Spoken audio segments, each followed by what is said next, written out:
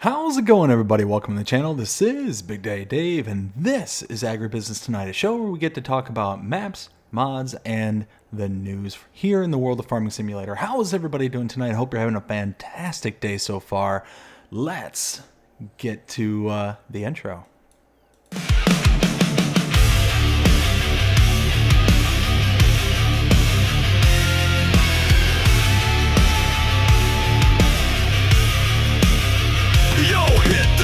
And fire it up, it's that hard cause grind. BDD and WillT dropping knowledge every time. From the mods to the maps, from the brands to the tools. If it's FS talk, you know they breaking all the rules. We talk giants, we talk gears, we talk that horsepower. Late night mod drops, we got that creative power. From interviews with legends to spotlight in the new, we bring that FS fire straight from the crew to two. Living life behind the wheel with a digital twist. Ain't no button we don't press, no trend we ever miss. Updates, leaks, and future plans. We got the inside scoop, no chance for scams. This is AgriBusiness, cranking up your farm life. From the field to the feedlot, under LEDs and skylights. Mods, maps, machines, they cover it all. Porches, kings of the farming game, standing tall.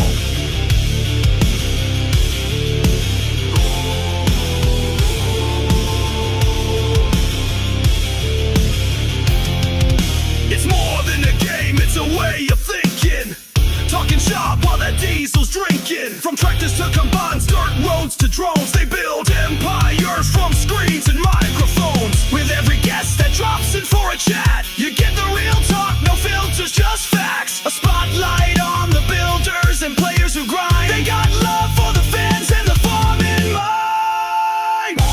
This is AgriBusiness, cranking up your farm life.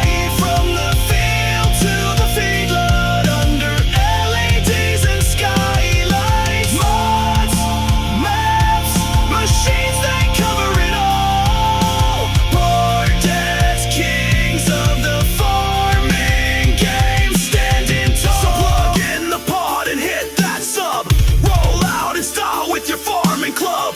No fluff, just dirt, diesel, and truth. Straight from the FS underground on coast. Great business, rocking every ride with BDD LT side by side. Whether you plow, seed, harvest, or buy, this is the voice of the farm life.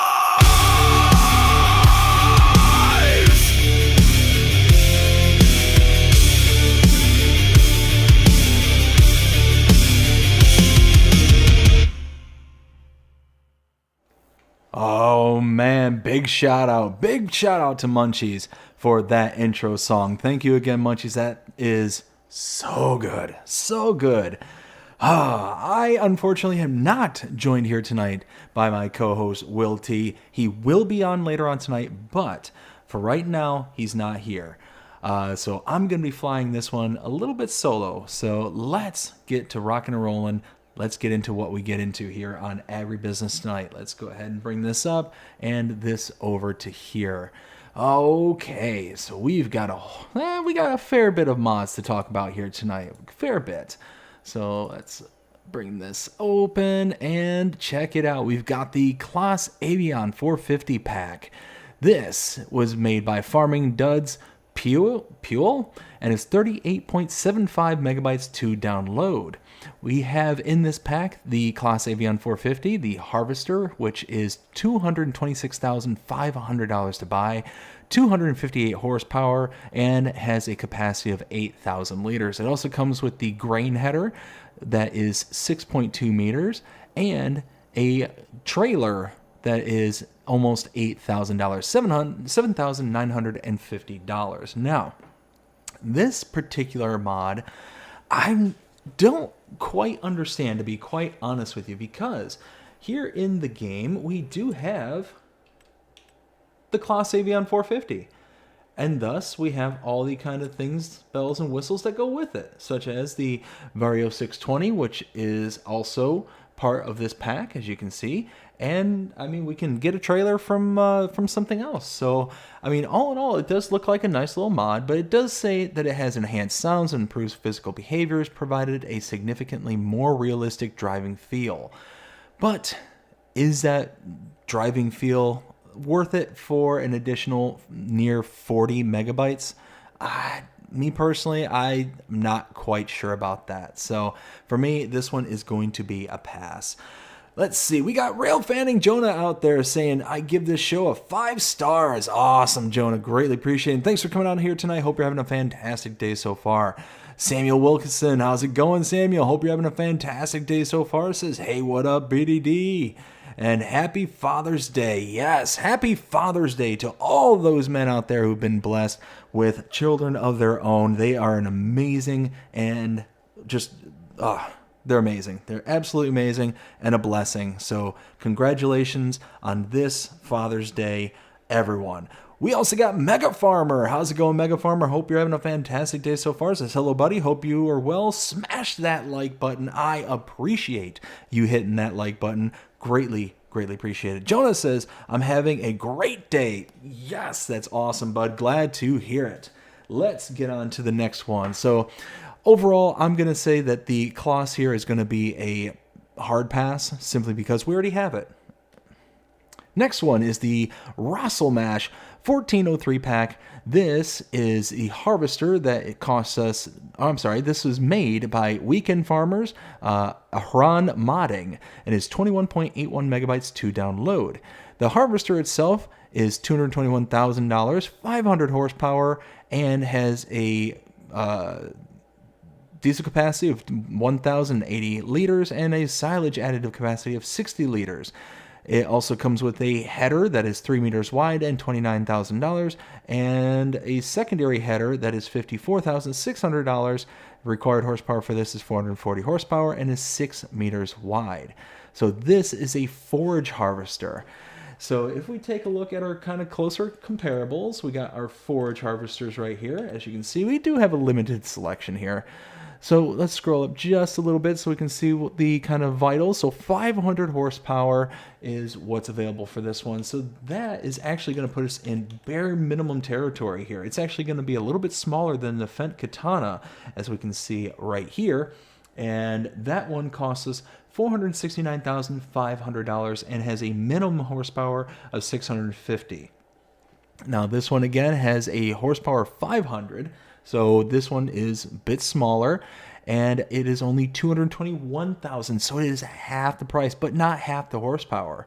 So that is really nice. But you're going to have a header with it that's going to be significantly smaller. So it looks like we can probably get this. Yeah, we can get the Kemper to go along with this, and the Kemper is 6 meters.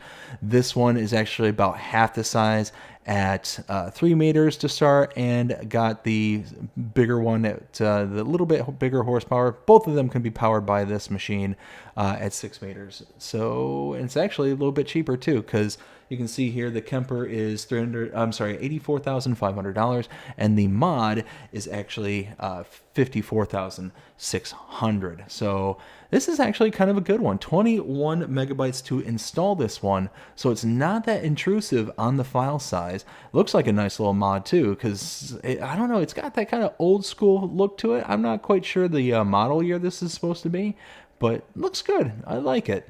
I like that a lot, actually. I would absolutely install that. For only 21 megabytes, you're talking, a nice introductory forage harvester right here, and can hold up to even being with the introductory Fendt for about half the price. So nice. I like that. Like that a lot. Next one is the Lizard Stiger 250 by AAA Modding, and is 28.33 megabytes to download. Only costs you a whopping $26,500 and is 250 horsepower to start. That, I tell you what, I can already tell you, I'm going to like this one. So 250 horsepower, that's going to put us somewhere in the medium tractor category. Let's see where we can get the... okay, we're going to be here at the Deutzfahr Series 7 TTV HD. you can see this one is $251,500 to purchase and 247 horsepower. So the Stiger, you can see, is 250 horsepower, so it's got about 3 extra horses, and it is $26,500, so it's $225,000 cheaper. This is $225,000 cheaper than that Deutz-Fahr, and that is the closest comparable. So again, for 29 megabytes, this is not a bad pickup. I would totally install this one, absolutely. And it's got that really cool kind of construction vibe to it, like it's part of the construction line series. Really nice look to this. I like this a lot. Northern Farm Sim, how's it going? Hope you're having a fantastic day so far. Says howdy y'all. We got Jonah also saying no WillT, boo, lol. He will be here. Will be here in about an hour. So yes, we are going to carry on strong without him for the time being. Next one we have here is the Volvo BM2650. This is made by Big E and it's 37.29 megabytes to download. This only costs us $44,300 and it's 140 horsepower for this particular mod.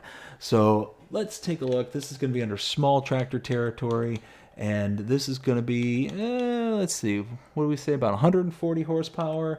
That's going to be, probably, yeah, we'll say the Claas Arion 570, 530, as we can see here, $153,000 to purchase this and 145 horsepower to start. So the Claas here has 5 extra horsepower, but it costs about $100,000 more than this one here. Now, I will say the Claas does have a front 3-point link. This one does not appear to have a front 3-point link. It looks like it's just a series of weights that are on the front of this. So take that as you will. Is a 3-point link worth an extra $100,000? I don't know. But the only downside to this one is almost 38 megabytes to install. That is a big file size for such a tiny tractor. So take that one as you will. This one for me, and it is two-wheel drive. So that one's going to be a kind of I'm not quite sure. Likely will not make its way onto my system, but I could not fault people who might want to save about $100,000 off of their starting tractor. I can't say as I blame you at all, but this one's going to be a pass for me. Next one is the John Deere 8R pack. This one is by Just Farming and is 56.35 megabytes to download. It looks like we have three tractors in this particular set. We've got the John Deere 8R 2019, the John Deere 8R 2022, and the John Deere 8RX. So we've got like 2 different model years and the tracked version of the John Deere. So let's take a look at this in a little bit more details. So on the 8R 2019, looks like we got a starting price of $259,000 for that one, and a starting horsepower of 290,000. Can get up to 450. The John Deere 8R 2022 has a starting price of $312,500, so a little bit of a ramp up, but also a little bit of ramp up of power, 326 horsepower up to 458 horsepower. And then we've got the 8RX down at the very bottom here, 326 horsepower and 458. So it appears to be the same as the other one, and is $458,000. How much was the other one? 312. So yeah, that's kind of a big ramp for just getting some tracks. So, again, take that as you will, but I'm pretty certain that we already have a lot of these. Let's see. I think these are actually under. Yeah, we got the 8R series here. So I'm guessing that 312,500. Okay, so it looks like the second tractor configuration is the one that we have already in game. The 2019 version may be kind of an in addition to, and the 8RX. Don't we have an 8RX? 8RT, 8RX. There it is right there. And we've got, again, $458,000. Actually, this one is slightly cheaper, about $20,000 cheaper, and the base game one is actually about 30 horsepower better than starting. So the mod here is 326 horsepower. The 8RX series base game is 357 horsepower.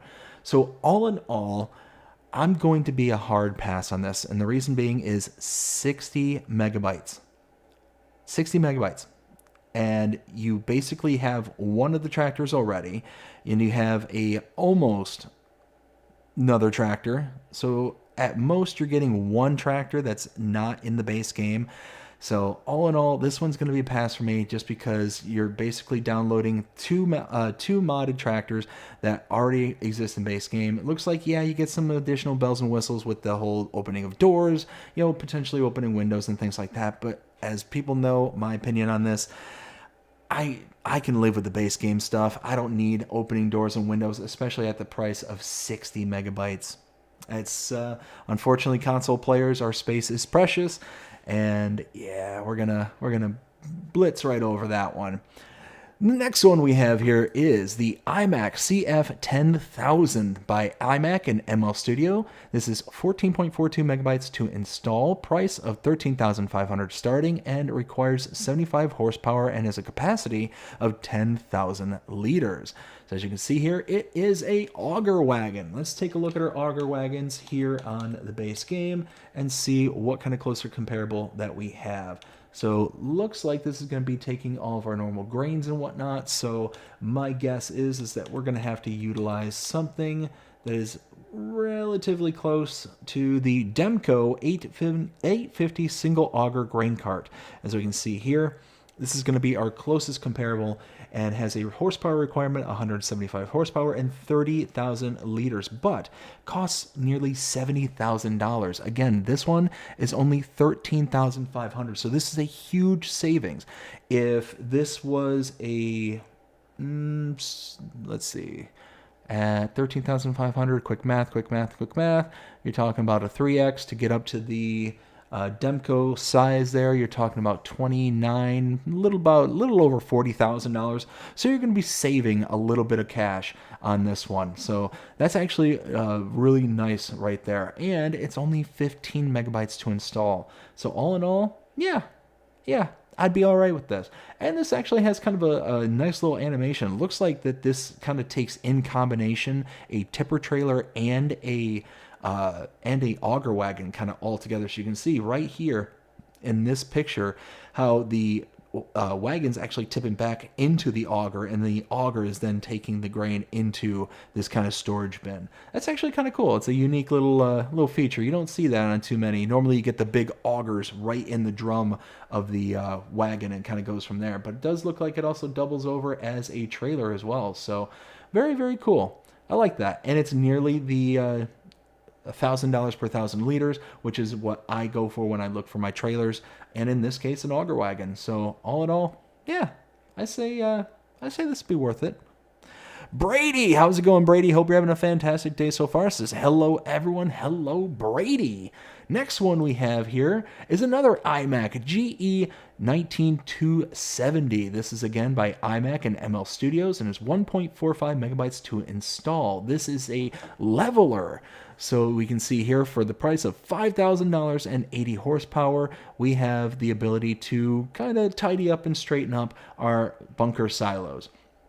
All in all, for less than 2 megabytes, if you are big into silage work and specifically bunker silos, this might be something worth checking out. Go ahead and give it a look-see. Looks nice too. Definitely something I've never seen in the game. Just looks like a little, almost like a push plate. You know, just a little slatted push plate. I like it. I like that a lot. Next one we have here is the Duport PTW 12500. This is by Dutch Modding Inc. and is 12.49 megabytes to install. We have a slurry tank here that has a capacity of 12,500 liters and is $55,000. Let's take a look at our slurry tanks here. Base game, we've got, let's see, closest one, again, 12,500 liters. Ooh, is going to be, this is kind of an in-betweensy here. Does this have a, This does not have a spread width because it looks like it's got the built-in drip line on the back there, as you can see. So we've got a kind of in-betweensy here. We've got the FarmTech Super Cease 800, as you can see right here. And we have the Fliegl PFW 18,000 Max Line Plus. Both of these, let's see, 102,000 for the Fliegl, 31,500 for the FarmTech. The FarmTech has 8,200 liter capacity and a spread width of 15 meters. And this one here, again, 15 meters at 18,000 liters of capacity. So you can see what I was talking about, that kind of in-betweensy, right? You got the 12,500 liters of capacity here. So this one is going to be kind of that in between, and it is at $55,000. So it's going to be slightly, just slightly more expensive than the FarmTech down here. And then is going to be a huge, huge savings to the Fliegl here. It's about half the price of the Fliegl. So that is not bad whatsoever. I like that. I like that. Something that gives us a little bit more range, and it's only 13 megabytes to install. I say, can sign me up for that one. I'd be okay with that. Let's see. The next one we have is the McCormick Cotton Trailer Pack. This one is by Hispano and is 20.05 megabytes to install. We have a couple of options here. We've got the individual characteristics. We got the McCormick Cotton Trailer 3000 and 5000. The 3000 is a 3-round bale cotton trailer, and the 5000 is a 5-round bale cotton trailer. And we've got the 3-round bales at $89,000 and the 5-round bales at $116,000.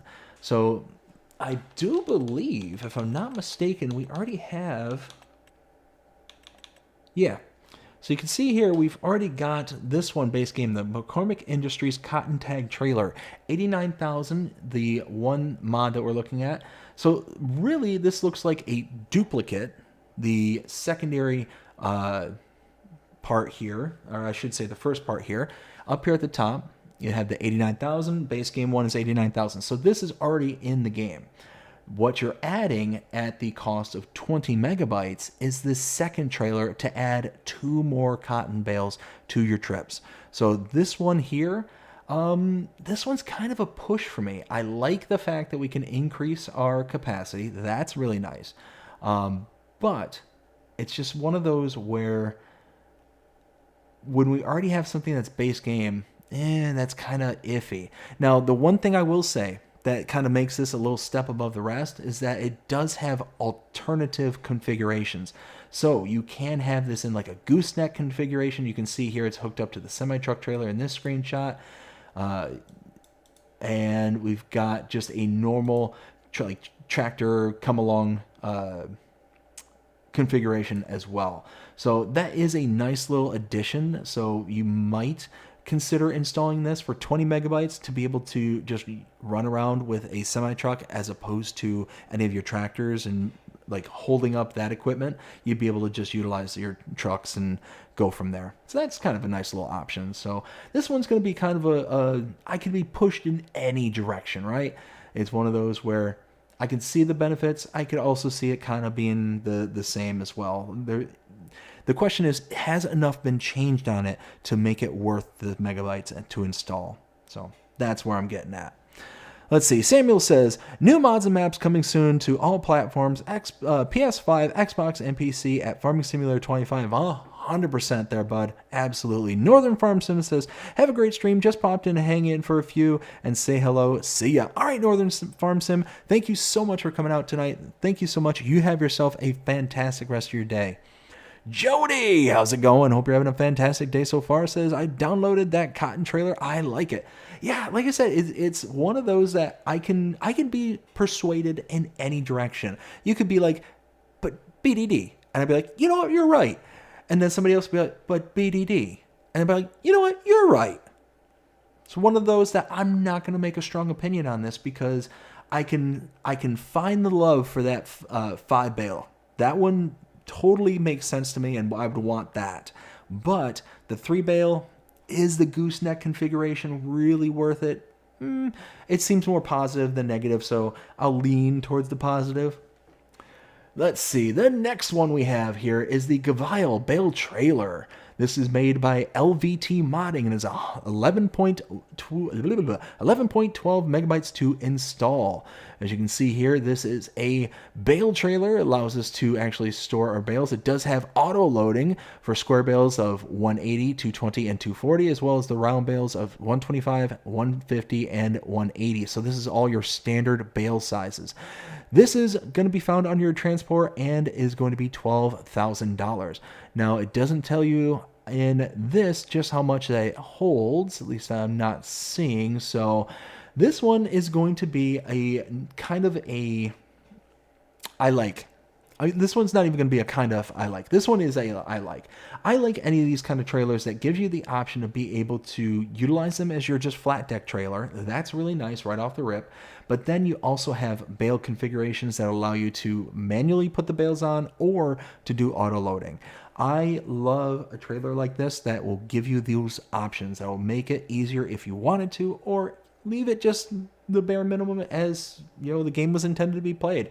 And for $12K, that's not that bad. You can see the amount of bales here. It looks like maybe 1, 2, 3, maybe 4, maybe 5 across. And, you know, so maybe 15 bales, square bales in this direction. That doesn't seem like that bad to me. You know, that doesn't seem bad. It just seems like a little bitty trailer, and it's going to get the job done. Next one we have here is the Forigo Rota Power Harrows Pack. There we go. Some word that I'm going to look like an absolute fool when I pronounce it. This is made by DD Mod Passions and is 49.18 megabytes to download. Looks like we've got, let's see, we've got several configurations, it looks like. Power Harrow versions, 125 centimeter, price of $5,295, and it goes all the way to 300 centimeters at $7,620. So we can see here, it's a Power Harrow. You know, but it also looks like it's got configurations that allow you to maybe plant some things such as like grass and stuff. That does look like a little hopper tank, maybe a fertilizer tank. Let's see. Let's read this just real quick. Is there anything here? Capacities. Yeah, it says, you know, 120, 2, 3, and 500. Side levelers, positions. So yeah, work modes. Yeah, so all in all, I mean, it might be seeds. It might be fertilizer. I'm kind of leaning toward the fertilizer. Now I'm kind of saying this out loud. But it's one of those where for 50 megabytes, that's quite a lot. That's quite a lot. So yeah, you do get quite a bit of stuff in here. Looks like we get, 1, 2, 3, 4, 5, 6, 7 different sizes, as you can see here. But all in all, this is going to be a pass for me. For 50 megabytes, I'm going to stick with some base game stuff. Now, let's do our due diligence and just take a quick peek at our Power Harrows here in game. Base, there we go. Smallest one we have is 3 meters, and this is all done up in centimeters, so unfortunately, I'm not going to be able to do a good comparable, but just know that the smallest in-game we have is the Horsch Credo 3. It is $14,000 and 3 meters wide and requires 115 horsepower. So all in all, that one there, 14 grand. It's, according to this, even more expensive, about double the price of even the biggest one of the Power Harrows in this pack. But again, 50 megabytes, I'm probably going to just kind of breeze over this one. Yeah, that's kind of how I feel about this one.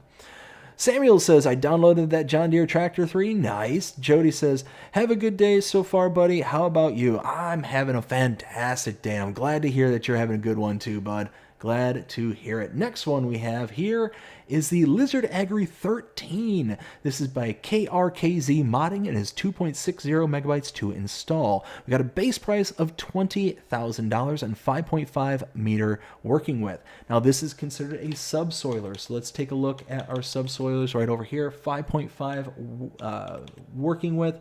Looks like, closest one we've got is the Alpago K Extreme 11500, as you can see here on your screen. 31,500 to purchase and 5 meter working width. So going back to the screen here, $20,000 to purchase this, so the mod is going to be about $11,500 cheaper, and it's going to be 0.5 meters wider than the base game one, base Alpigo here. So for 3 megabytes, sign me up for this one. Yeah, sign me up. I'd be totally on board with this. Absolutely. Absolutely.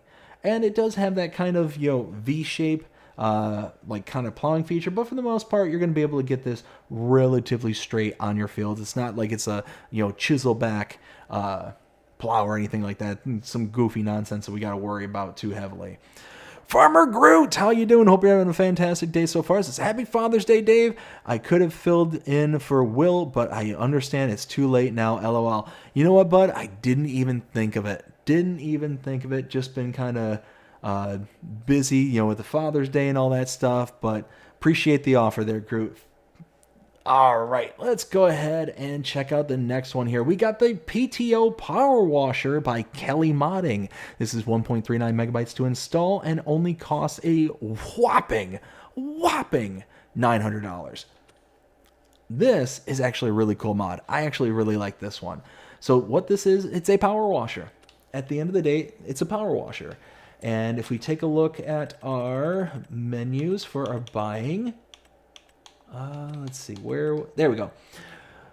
So we have as base the Karcher HDS 918 4M. $4,300 for this particular model right here, as you can see on your screen again. And actually, maybe not because my big face is in the way. But we've got this here. So $4,300. This attaches to the rear of your 3-point links and allows you to use it as a power washer. I think that's a really kind of cool and unique idea. I like it. I like it a lot, especially when you compare it to this. It's going to save you almost $3,000 at the end of the day. $300 for this, and have a cool little thing that you can kind of carry around with you to keep your vehicles and equipment clean. Or you can just hook it up to something around the farm and just kind of give it a quick spray and you're good to go from there.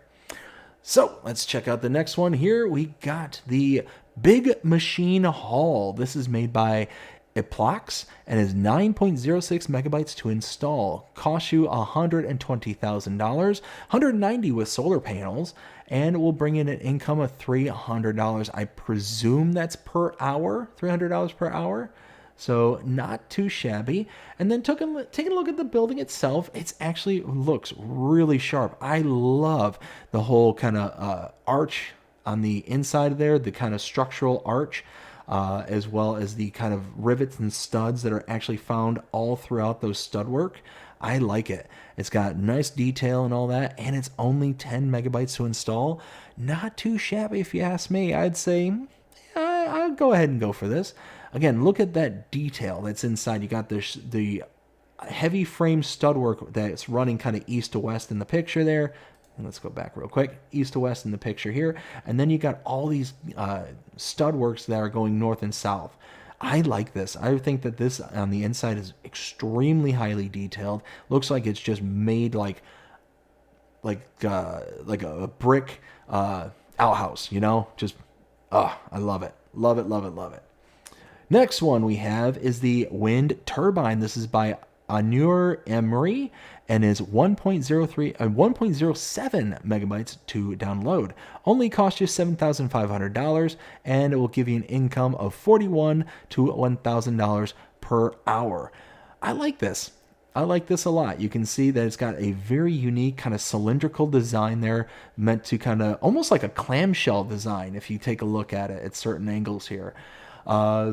It's interesting. It's very, very interesting. It's just got that kind of look. And hey, if you like to use generators, you like to have a little bit of extra cash being made for you on the side, maybe consider this. And again, for less than 2 megabytes, it's not that intrusive. So yeah, all in all, I like it. Like this one a lot. Jody says, I said my dad's not here for Father's Day. He passed away on the 9th of this month. Ah, man, bud, I remember that, bud. I'm sorry to hear that. But, he lives on through you, so make sure that, although it's hard and you're going to miss him, always remember that he's going to be with you always. Don't forget that.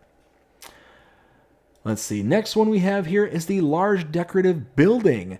This is by Raider and is 14.1 megabyte to download, 72,000 to purchase, and this is decoration, just deco.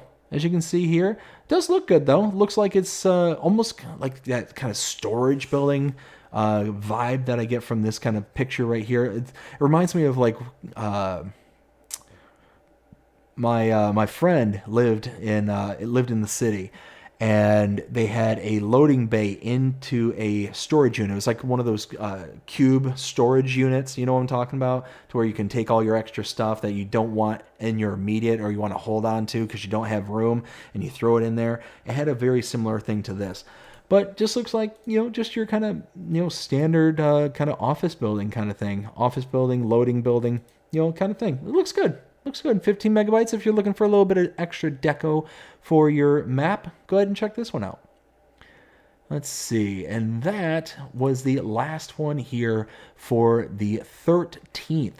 Next, we have all the updates. So let's take a look and see which one of these would be considered my favorite.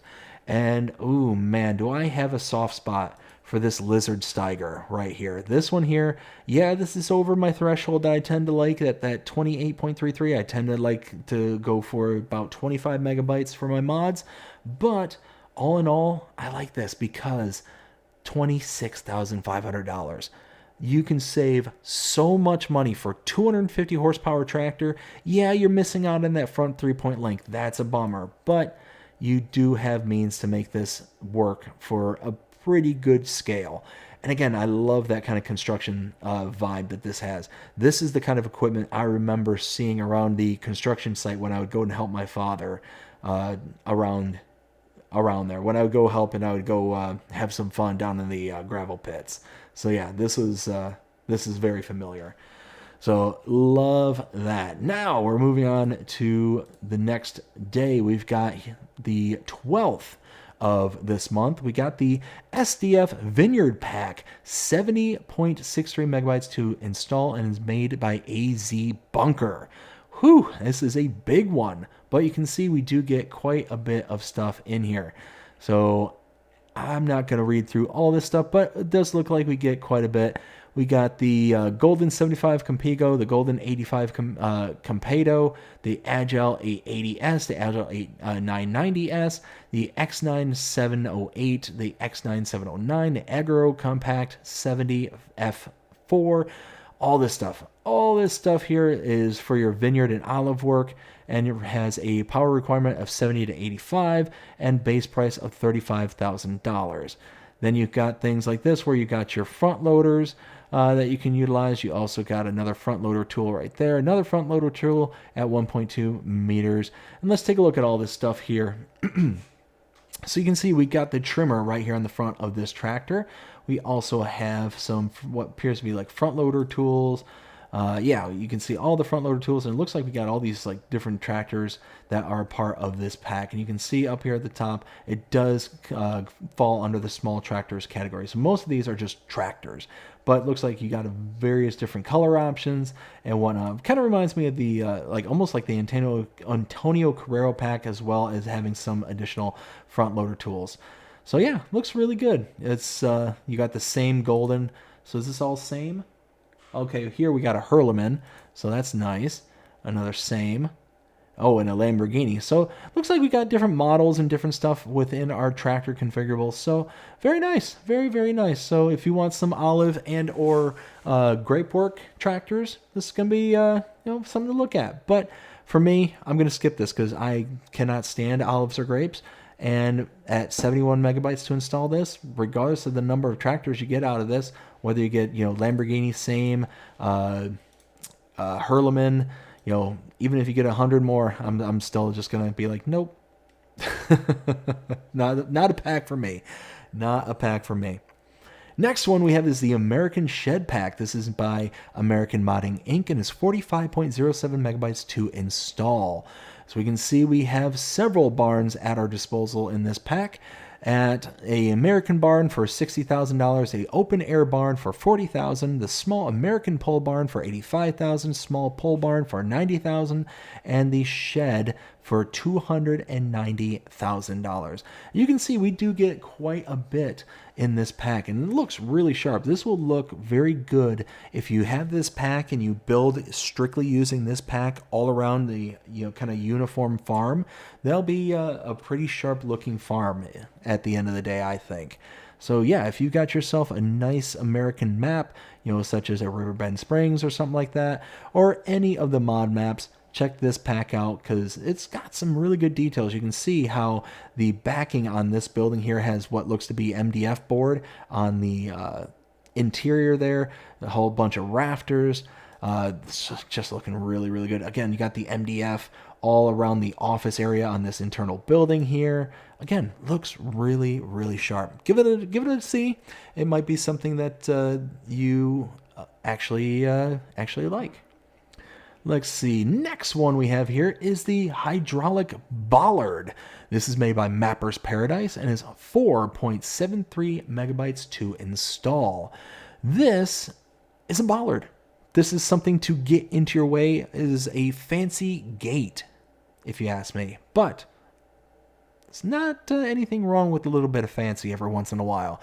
We have a price for a single, double, and triple Ballard, $1,000, $2,000, and $3,000. Again, at the end of the day, this is a replacement for a gate. So if you want to be able to block off an area, be able to retract these into the ground, or be able to protrude them out into the way, there you go. You can go walk up to this, you can sink it down the ground or raise it up, open and close it just like a gate. This is just, again, this is a different style of gate, but I like this. I think this is kind of cool. And reminds me of a video I saw of, I believe it was somewhere over in England, if I'm not mistaken, of a road that was only opened for like commercial traffic. People are supposed to go back there. It would lower down for the commercial vehicle, but people would try and sneak in behind it, and the Rams would just come ramping up right after the first vehicle had gotten through, the commercial vehicle had gotten through, and you would see these cars all the time just kind of, boop, with their, trunks in the air because they thought they could beat the Ballard getting back up. No, they could not. Absolutely hysterical, if you ask me. Next one we have is the Schwarz Mueller food tank. This is made by Smetty and is 15.43 megabytes to install. This is under the tankers and trailers category for semi-trailers, and looks like this is something that can take water, as it says water trailers, and is $80,000 and 32,000 liters. Now, taking a look at our closest comparables, as we ought to be doing. I think probably let's go into the actual semi-trailers. Do we have, no, we don't have anything under semi-trailers. Let me go onto this screen real quick. Do we have anything under, I think it might be under animals, if I'm not mistaken. Categories, barrels. Yeah, there we go. Here we go. The Lizard MKS32, $90,000 to purchase, $32,000 to buy. So this will hold your various milks, your cow milk, buffalo milk, water, fertilizer, and herbicide. This only specifically says water, but will it take other things? I'm not sure. Unfortunately, it doesn't give me anything here in the description. But again, if we're taking a look at our prices, that's where it's going to kind of make or break. The MKS, the base game, $90,000. This is $80,000, and they're both 32,000 liters. So you can, off a base game, save $10,000 by getting this specific trailer. But 16 megabytes. 16 megabytes. Is that 10 grand worth of 16 megabytes? Maybe. Now you do get the couple of different variations here. You got the Schwarz Mueller kind of tagged along the side there. I do like that kind of silver on gray, kind of almost like ghost writing. I like that. That looks good. But you also can make it stand out a little bit more if you really want to show the Schwarz Mueller pride. Looks really, really good. All in all, this would probably be one that I would probably skip over, even though it's going to be $10,000 in savings. Just not knowing whether or not it will take all the various components, all the liquids and whatnot. If this takes all the liquids and it saves $10,000, now you're kind of talking. Now you're talking. But that's going to be a big if. We'll go on to the next page here. We've got the European Fence Pack. This is made by the Lort and is 2.33 megabytes to install. As you can see, we got the wooden fence with concrete posts, $110 per unit, with wooden posts for $100, and the hunter fence as well as the wooden fence with stone wall, $125 and $130 as listed. So this one here, it's a fence. It's a fence with gates and all that stuff. It looks really good, actually. This looks really good. And for 3 megabytes to install, I would not be opposed to install this. I mean, look at this. You got the nice little wooden fence along here with the kind of what looks to be maybe stone caps kind of on there. Kind of looks like it. You also got this kind of lattice work that looks like, again, looks really good like that. This looks really sharp. I like this. The stone columns with the kind of wood beam fencing in the middle looks really good. And then kind of a more toned down than the previous one. This one here, those stone columns with the wood slats, looks really good. Looks really, really good. Next one here is the Lime Factory. This is by Black Panther Modding, and it's 3.41 megabytes to install. Now this one, $75,000 to buy. It requires stone, water, and manure for your lime to be output. Now this one here is going to be a kind of an oddball to me. And the reason it's going to be kind of an oddball is because we've got, for $75,000, we need to have stone, water, and manure. Those 3 items don't make sense to me. It doesn't make sense to me whatsoever. If we were making a kind of a hybrid product where it kind of counted both as lime and fertilizer, then the manure would make sense to me. But this recipe just doesn't add up to me, and I don't know why it's requiring the manure. If this was just stone, if this is just water, I'd be on board with this. And I do like this. This does look like a good model. But again, 4 megabytes, it's well within the green on the megabyte size, but it's just that manure. Having that extra product just doesn't add up to me. So this is going to be a pass for me just because of the odd kind of recipe that this one does. And we've got so many other lime stations, lime production points, that you can just go ahead and just make lime with just stones and you're good to go. Or you can make it with stones and water. But stones, water, and manure, it's kind of a bridge too far for me. Samuel says that he's sorry for Jody. Yes, buddy, absolutely sorry. Jody also says, really appreciate that, buddy. Means a lot from you. No problem whatsoever. Like I said, man, hold your head up high because you know that your old man's looking down on you right now. Absolutely. Next one we have is the Trailed Lifter by Pepe978 and is 4.06 megabytes to install. This will be under the miscellaneous category for $7,500. This is a attachment to the rear of a tractor, a pickup truck, whatever the case may be.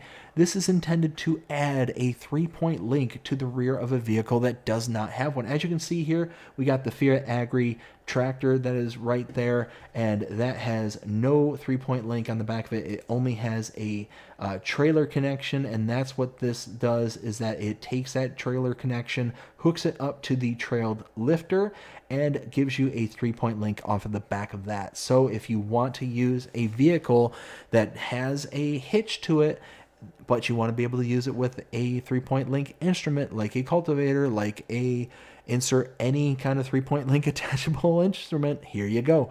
This is it. Now I will say, this is really, really, really, really, really, really, really small.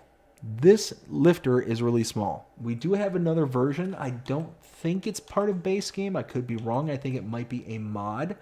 Actually, I'm fairly certain it is a mod, but it's similar to this, but it's a lot bigger and longer than this one. The reason I'm pointing out the size of this one is that this is intended for small vehicles. If you use this on anything bigger than small, then it's going to just kind of gollywallop in the back of your vehicle. So if you're driving somewhere, and that thing will start flicking around just everywhere. It gets really out of control, gets really unstable. So just be aware of that. Next one we have here is the GDR Buildings package. This is by Vertex Design. It's 41.6 megabytes to install. And we've got 1, 2, 3, 4, 5, 6, 7, 8, 9, 10, 11, 12, 13, 14, 15, 16, 17, 18 different models and buildings and whatnot with this particular pack. There's a whole bunch of stuff. As you can see, some of it is listed out right here. So we've got some open sheds, we got some closed barns with different little offshoots. We got some different configurations of these same barns over here. Got some overhead awnings off to the left, top left corner here, and some more buildings off in the background there. So let's take a look here, a little bit more depth. We got the machine hall for $42,000, the GDR storage with door, $26,000, GDR storage with door, $29,000, storage with 2 doors, $30,000. We got the storage with 3 doors, so whew, $31,000, almost $32,000. Storage 4 doors, $33,000. Straw hall ventilation variation 1, $25,000. Variation 2, $28,000. Variation 3, $34,000, almost $35,000. The shelter 15 by 16 at almost $9,000, $8,500 we'll say. 15 by 26, $10,400. We got the street light variation 1 for $452, variation 2 for $523, 3 at $643. The street light aluminum at $453, variation 2 $523, and variation 3 $643. So this is a big pack. This is a big pack. You get a lot of stuff with this pack, but this definitely has a very European look to it. And the GDR, I looked this up a while back because I had no idea what GDR stood for, but if I remember right, this is something to do with like, I almost want to say it's German. I could be wrong about that, and I likely am wrong because like I said, I looked it up a long time ago. It stands for something, and I can't remember off the top of my head, unfortunately. But it, it definitely has that kind of like European vibe to it. Which, if you're playing on a European style map, this would probably be a good fit for you. And it's only 42 megabytes to install. You get a ton of buildings and shelters with this. Might be something that you want to look into if you're on a European style map. But for me personally, I'm likely going to go ahead and skip over this because I can find other things that are going to be kind of more minimalistic in the megabyte size, as well as a kind of more my style for my map. So this one I'm probably gonna pass on by. Next one we have is the PGR Animal Barnes pack. Also, this is made by Leo and is 147.32 megabytes to install. We've got 1, 2, 3, 4, 5, 6, 7 looks like buildings and mods are available with this pack. Lots and lots of stuff, as you can see. So we've got a large cow barn with 100 cow capacity for $150,000, a pigsty with 100 pig capacity and $120,000 to purchase, large sheepfold, 100 sheep for $120,000 to purchase, the small barn for cows, $80,000, 20 cows, the pig barn, 20 pigs for $70,000, sheepfold, 20 sheep for $70,000, and the toilet, the liquid manure silo, $12,000 to purchase this. Let's see. It says that this pack has been adapted for the manure system modification, so that's cool. Also, info enhanced animal system mod is recommended for the correct display animals in the small pens, but is not required. So all in all, this one is going to be a hard pass for me simply because 150 megabytes, that's a lot of megabytes. This looks amazing though. Looks absolutely fantastic. You look at it, I've never seen a building like this with the kind of arch within the building itself, this kind of dome almost within it that's a part of the roof line. I think that's really unique and interesting. You got these huge columns, load-bearing columns all throughout this building here. You got what I believe this is the toilet, the aka the silo for the slurry. But again, look at all the detail. You got the crumbling wall outside here. You got the various different pillars, brickwork and all that stuff. All in all, like, I can see where the 150 megabytes coming from. I can absolutely see that. But again, and that just looks like an amazing picture right there. Like you could tell they waited for this picture. Got the cows kind of hidden in the dusk. Looks good. Looks really good. I like this building, like this pack.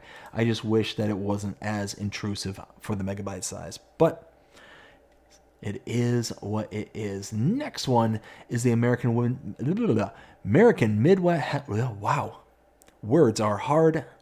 American Midwest Schwarz by ICUS. Schwarz. 25.32 megabytes to install this one, and this is $120,000 to buy. This is a fantastic building here. So you can see that it has the kind of offshoot building off to the right hand side here and the big storage on the side. You've got some bale and pallet storage for this one. You've got a home that's kind of built into it as well. So you got a sleep trigger, wardrobe trigger, and all that stuff. If you go back out just real quick, it tells you all the stuff. You've got your wardrobe trigger, sleep trigger, your pallet storage, and there's something else that's kind of hidden back here. I don't know what that symbol is. But again, place for you to store all your machines, your pallets, your big bags, all that stuff. And for $120,000, you get a massive building. I mean, you look at the interior here. Does it show kind of a... Yeah, here you go. You got the John Deere on the outside here. It looks like the two-wheel drive version of the maybe 6R, my guess, maybe. But, I mean, look at those buildings. Look at those roll-up doors. They're huge. They're huge. You could probably very easily fit a harvester within this building, probably with very little problem whatsoever. So not too bad at all. Let's see. We've got Farmer Grid that says, side note, that shelves are not auto load in the Schwarz. Oh, thank you for letting us know that. So it's just a kind of normal pallet storage for you to be able to kind of load your stuff onto. So that's all right.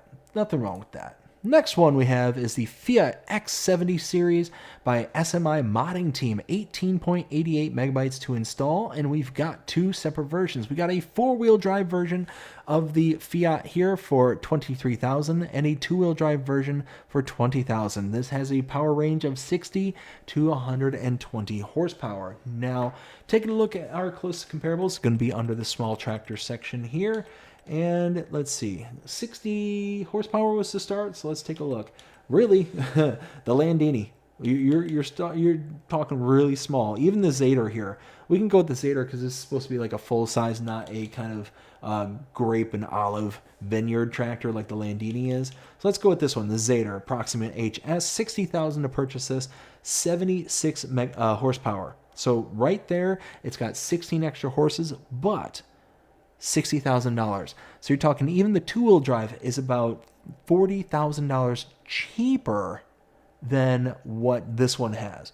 So all in all, I would say the Fiat at 18.88 megabytes to install, it's actually not that bad of a deal. It's actually not that bad at all. And it looks really good. It's got that kind of open cabin feel. You get the multiple configurations. You can have open cab, the closed cab.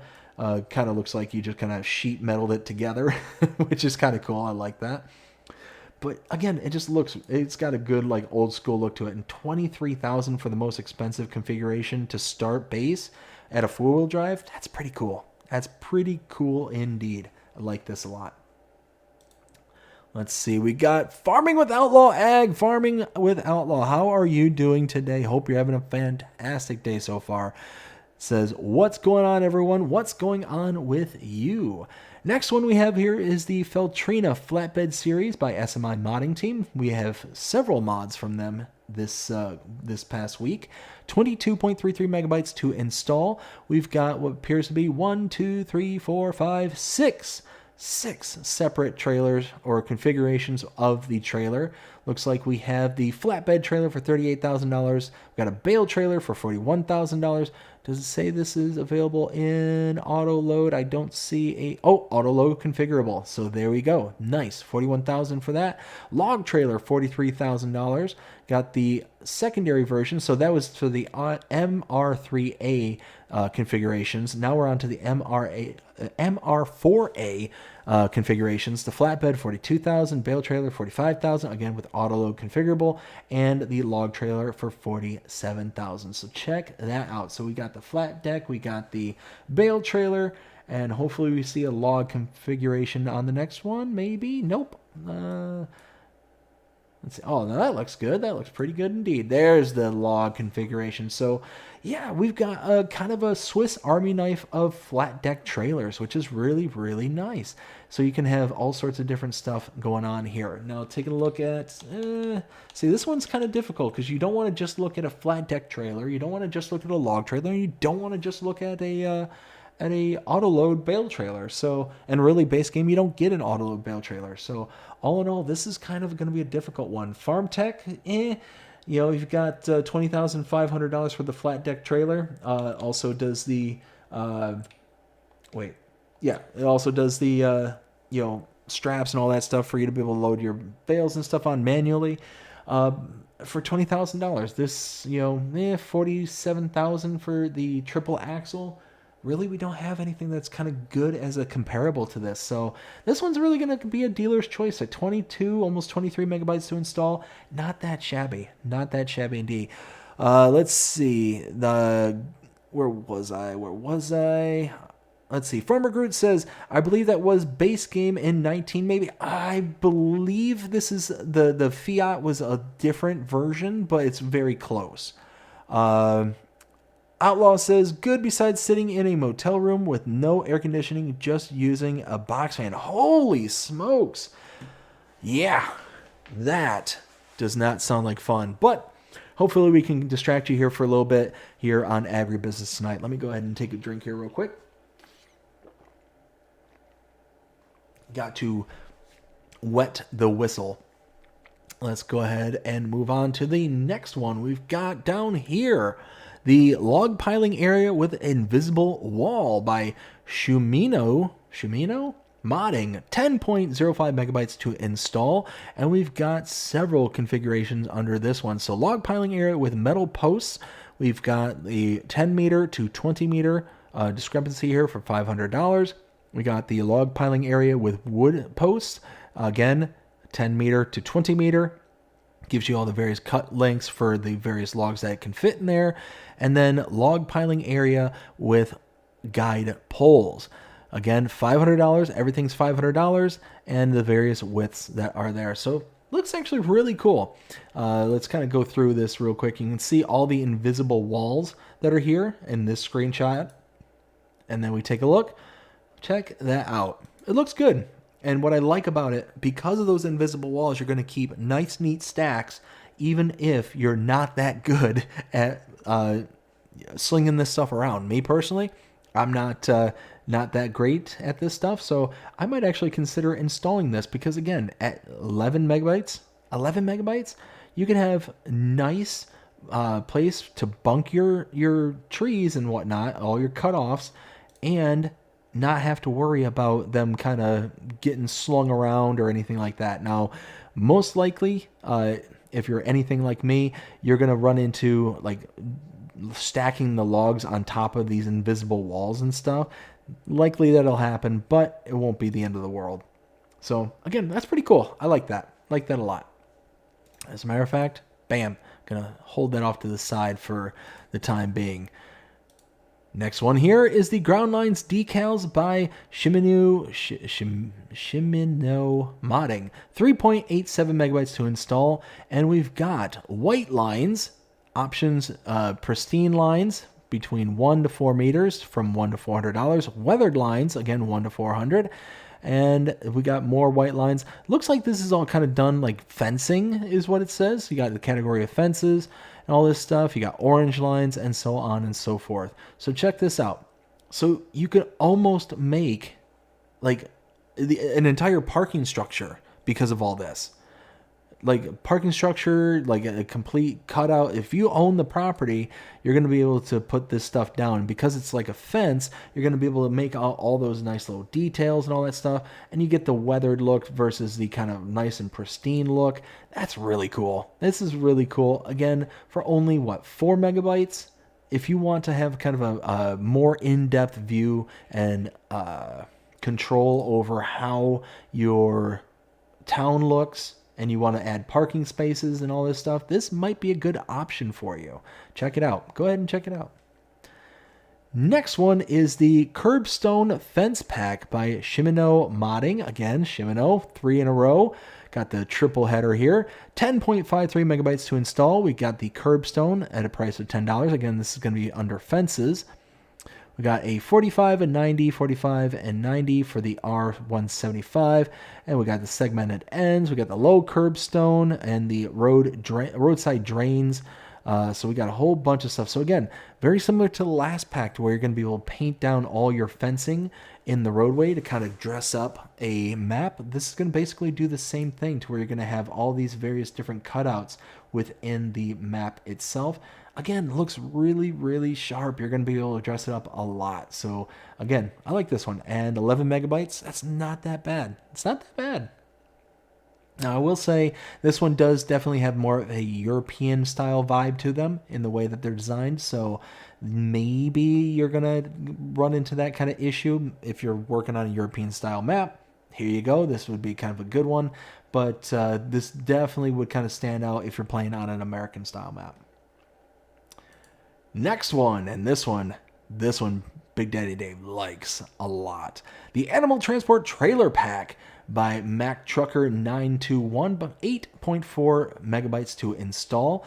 We've got the addition of chickens and horses to the base game trailers. So the Fliegel Noah TTW 140, which is adding in the chickens and horses. Capacities: 13 sheep, 13 goats, 13 pigs, 6 cows, 6 buffalo, 6 horses, and 86 chickens. So that's a really nice configuration there. As you can see, we have all the animals that can be supported by the base game trailers in this mod. And then we got also the Wilson Silver Star livestock trailer. Again, changed the capacities to hold 36 cows, 50 sheep, and 50 pigs. Added the ability to transport 416 chickens. That's really good. That's really good right there. And then added or reworked all the animals placed to reflect the new capacities, and added the ability to carry 12 horses. So you can carry 12 horses in the big semi-truck trailer. Look at all those chickens, 400 plus chickens all lined up in a pretty little row. Very nice. I like this one. And again, 8.4 megabytes. These are the kind of mods where if the modder is going to use the base game product, these are the kind of mods that I can get on board with, because it's adding an additional feature that is actually going to be of like high use. And what I mean by that is, why we don't have chickens base game being able to be transportable, I still don't know. I still don't know why chickens aren't base. But horses being allowed in these trailers, that's awesome. That's awesome. Now, it doesn't make sense because of the way these are laid out. Typically, horse trailers, the horse is kind of boxed in very tightly so they can't fall over and hurt themselves, hurt their legs, whatever the case may be. This wouldn't make any sense in real life, but I mean, for the game purposes, being able to sling around 12 horses in one trailer, I'm okay with that. I'm on board with that. Farming with Outlaw says no AC for the past 3 days. Oh man, Outlaw, I'm sorry to hear that, bud. I'm real sorry to hear that. Ugh, I would just curl up and cry. Oh man. I went about 21 years of my life with no AC when I lived up in Michigan, but the thing is with Michigan is that you only need AC for about 2-3 months of the year. The rest of it, really not a big deal. Either you're using heat or you're using like just open windows, and a box fan and a window will do just fine. So yeah, no, I sympathize with you for the first 20 some odd years of my life, and and 3 months of year. Let's see. Here we have the weighing station PGR, again by Leo. 16.55 megabytes to install, $20,000 to buy. So we got a weigh station. That's it. That's essentially it. If you're looking for a weigh station, this could be a good one. This, again, in that PGR style. But me personally, I am going to go ahead and skip over this one. Now, it does look like it doesn't have the active scale on the inside of the building. So if you park on the inside, you can look up your numbers right there. That is kind of cool. I do like that. But again, it's a scale. It's a scale. That's really about it. Nothing too fancy to really kind of dive on into. Let's see. The next one we have is the Pig Barn Big by Smartin CZ.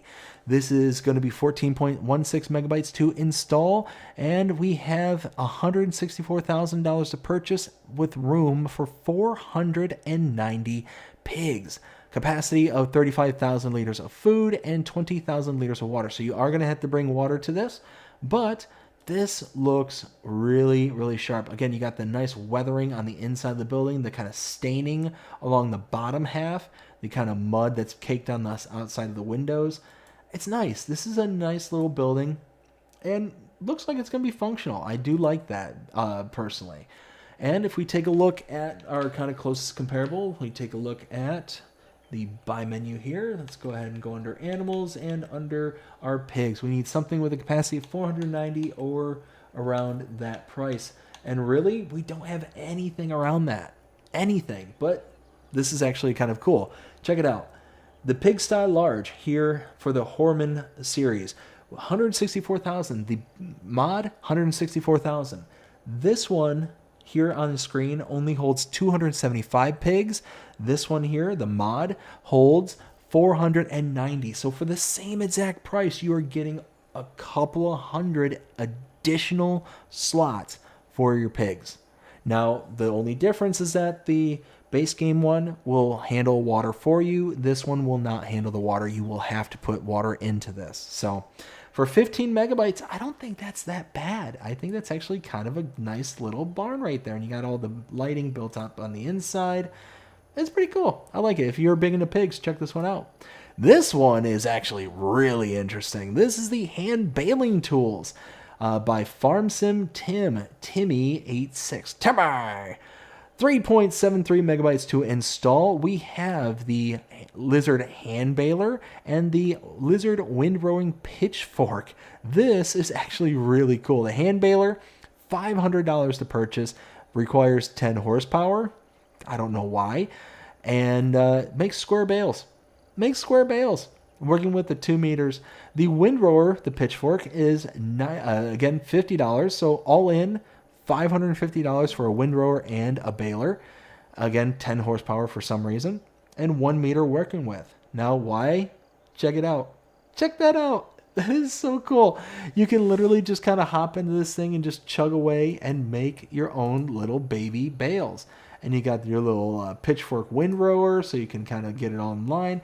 Look at this. You can just sling this thing into the back of a pickup truck. That is so ridiculously cool. That is so ridiculously cool. I think this is awesome. And for 4 megabytes, if you're just wanting something to kind of, just play around with and have some fun, come check this out. This is really cool. Now it does say, note that the pitchfork is actually a vehicle rather than a hand tool. That way you don't have to constantly move the pitchfork with your mouse. In order to be able to move around, the pitchfork has invisible wheels. If you get stuck anywhere, exit the pitchfork, pick it up, move it to the side, and then enter it again. So just a little note there, as well as a note here for the hand baler. Note, the pickup area is center of the pitchfork rather than the baler. The baler is meant to be moved next to the swath rather than on top of it. So that is kind of the thing to look out for, and you can kind of see it in this picture here. So as you are quote unquote driving this thing, you have your pitchfork in your one hand, you're equipped with that, you're in the pitchfork, and you're kind of attached to the baler with the other hand, and you're just kind of wandering with the pitchfork in the center of the windrow. It's gonna scoop it up and push it into your baler. So very cool indeed. Next one we have is the Farmyard Trailer Dolly, 3.51 megabytes to install, and is made by Squiggles. $59 to purchase, and this is considered a miscellaneous tool. This is something that you can move around your trailed implements. So you got your trailer here, you can hook up to this trailer or really anything with a ball hitch to it and be able to just kind of easily move it around your yard. This is really cool. I actually own one of these or something similar to this in real life. It works amazingly. Now, I don't know how well it works here in game. I'm going to assume that it works just fine. But it is rather interesting because it does let you get this bit of equipment into some really tight spaces that you wouldn't be able to get this into otherwise. So very nice. Like it. Next one we have is the Kverneland DF2 by Hispano, 27.55 megabytes to install. And we have a seeder that is, let's see, $65,000 to purchase, 260 horsepower to run the particular set of equipment, and 6-meter working width. And you also have a front seed hopper for $19,000 and a capacity of 2,500 liters. So basically what you're getting here is a split level seeder. So you got your seed tank in the front and your actual delivery system there in the rear. Taking a look at our seeders here in base game, we've got something similar, I do believe. Yes, in the K brand, the HR6040 RCS BTFR 6D30. Let's go ahead and bring that up. You can see it here. Let's actually, there. So essentially, it's the same thing that you got here. Now, taking a look at the prices. The Kverneland, $65,000 for this specific seeder and $19,000 for the hopper. If we take a look, they are both 6 meters apiece, and the K brand is $90,000. The mod is actually $65,000. So you're going to be saving quite a bit of cash right up front. And then the seed tank, if we take a look, where can I find that? There we go. Again, for the K brand, if we take a look, 18,000 and 1,500 liters. To where the Kverneland, $19,000, so an extra grand, and you get an extra 1,000-liter capacity. I'm okay with that. I'm okay with this. So you're saving a load of money right up front just with the seeder, same working width, and you are getting an extra 1,000 liters of capacity here for your hopper. Again, not too shabby. And 28 megabytes to install, it's a little bit on the high side, but all in all, it's kind of nice. It's kind of nice. It's not that bad. Let's see, the next one we have is the Lizard RCW5 by Nico 321, 6.34 megabytes to install, $7,500 to buy. Working width for your fertilizer is 18 meters and 19 meters for your lime, 5,000 liters of capacity. Again, taking a look at our kind of closest comparables under our fertilizer. The closest thing we're going to have is going to be the Braidel K105. As you can see right here, $45,000 to purchase, 9,000 liters base to start, and 24-meter working width. I'm using this because it also takes lime and fertilizer. Now again, looking at our comparables, we've got a spread width of 18 meters at maximum. This has a K105 has a maximum or a minimum of 24. So you're talking a 4-8 meter difference with your fertilizer right off the bat. So that's going to be a little bit bigger for the base game. And then 5,000 liter capacity compared to 9,000 liters here for the K105. So that's a pretty big difference. But the big difference, the thing, the kind of saving grace that this has, $7,500 for the mod. As you can see right up here, $7,500 as compared to $45,000. So all in all, you're going to be saving a ton of money getting this. So it's going to be worth the downgrade in the working with the capacity because you're going to be saving so much money right up the rip. And 7 megabytes to install. It's got a good little look for it. Now, I need to take just 1 second here real quick because my dog is freaking out outside of the door. Let me go take care of her really fast.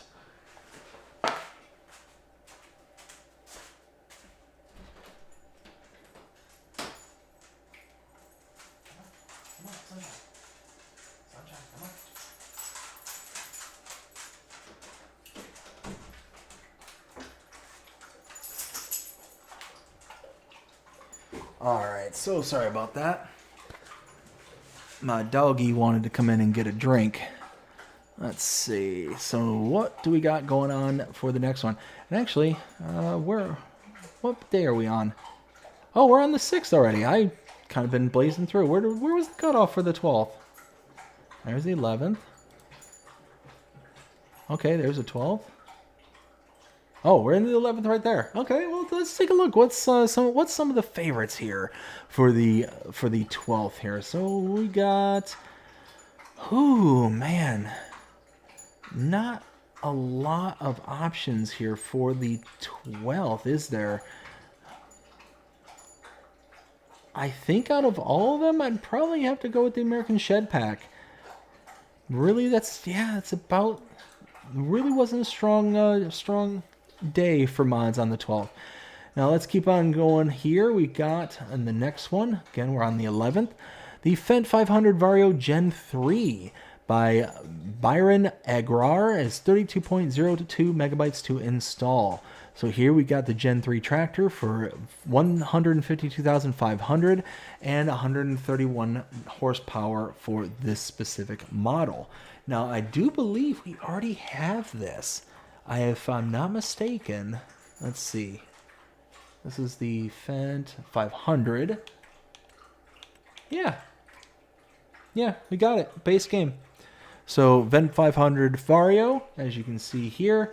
Now this does say the Gen 3, so it's going to have just a slight bit difference here. Let's see. 131 horsepower base, 131 horsepower base for the mod. 153,500 for the base game. The mod is 152,500. So you're saving about $1,000. But I mean, all the different additional stuff. So animations. Let's go back to the screen here real fast. Animation says opening windows and doors, warning signs. So it's adding some bells and whistles into things that will open and close. Different color options for the body and rims, warning signs, front loaders. I mean, all in all, for an additional 33 megabytes to install, me personally, I'm going to skip this one. I'm going to completely skip this one because we already got it in base game. We already got a base game. I don't need opening doors and windows. I don't need, all this additional stuff. When we already have the same exact tractor for an additional 33 megabytes, I'm going to skip right over this one. Next one here is the John Deere 445 and Utilities by Sluches Modding, 24.21 megabytes to install. So we've got a few things that come with this pack, including the John Deere 445, which is your actual main riding tractor for $49.95. You can purchase this one. Don't know why we're just not making it $5,000. I will take over for Will's spot right there. Oh, we've got, let's see, the Bag 445 for $1,000, the Snowblade. Let's see, 1.8 meter working width at $1,500. We got a working width of 0.8 for $850, and we've got the deck, which is the mowing deck for 1.8 meters at $2,500. So again, you get a whole bunch of different attachments for your riding lawnmower. This is essentially what this is. You get the deck, which is down here for the actual mowing portion of itself, the bag collector in the back. You can also get like the little forklifts for it in the back there, a little weight system. You get a front loader, snow blade, so on and so forth. So there's a bunch of little attachments and stuff that can come with this. 25 megabytes for this though. This is going to be a hard pass for me personally. I mean, it's cool. It's got a little point and flavor for the actual maps and for the game itself. But I mean, it's one of those that it's more like small farm kind of vibe to it. That, I mean, me personally, I'm probably just not gonna ever find myself having an opportunity to use it in like serious capacities. So for me, this is gonna be a pass. Next one we have is the Lizard Front Loader Tools by Bremy456, 3.86 megabytes to install. Price $450 for your front loader tools, and the shovel is $950. So again, you get your kind of front loader tool with the attachments. As you can see, we've got the bale, spike, and shovel. So yeah, this is actually kind of nice for 4 megabytes to install. You get the shovel and bale fork. and it got a really nice look to it. I love that kind of real, like, nice oily dirt texture that's on the bucket there. That's pretty sweet. I like that. And it just looks like a simple, simple little contraption there. So all in all, not too shabby. Now let's take a look just real quick, because what can we buy in its place? So front loader tools, we got the bale spike, the Albert bale spike. Can purchase that for $600. Looks like you can get the fork for this one. Looks like for $450. So the spike is $450, so you're saving money there. And then the base shovel looks like it has a capacity of 750 liters. The Alba Universal Bucket has a capacity of 1,000 liters and a price of $1,600. This only has a price of $950. So you can see this is actually kind of going to be a cost savings, both on the individual items as well as a not that intrusive on the megabyte size. So all in all, this is not too shabby. And if you take a look as well, you are going to be losing about 250 liters here. So that's kind of a bummer, but all in all, it's not that bad. Let's go ahead and look at the Fliegl Duo by Agrar Design Australia. We got 4.08 megabytes to install, and this is for our silo compaction. So we can take this into our bunker silos and kind of make sure that it's getting leveled out nice and easy. So $4,000 to purchase this. This is nice. We got a 5 megabyte install, so not too shabby. And that is Will. So let's go ahead and answer his call so we can get him in this. WillTGaming, how's it going, sir? Oh, what's going on? Oh, we are neck deep into mods. We are on the 11th so far. So just so you know, we're on the Fliegl Duo, and we're talking about soil compaction. What is your opinion on the Fliegl Duo? Fliegl Duo? Wait, that Fliegl Duo. No, I'm thinking about the trailer.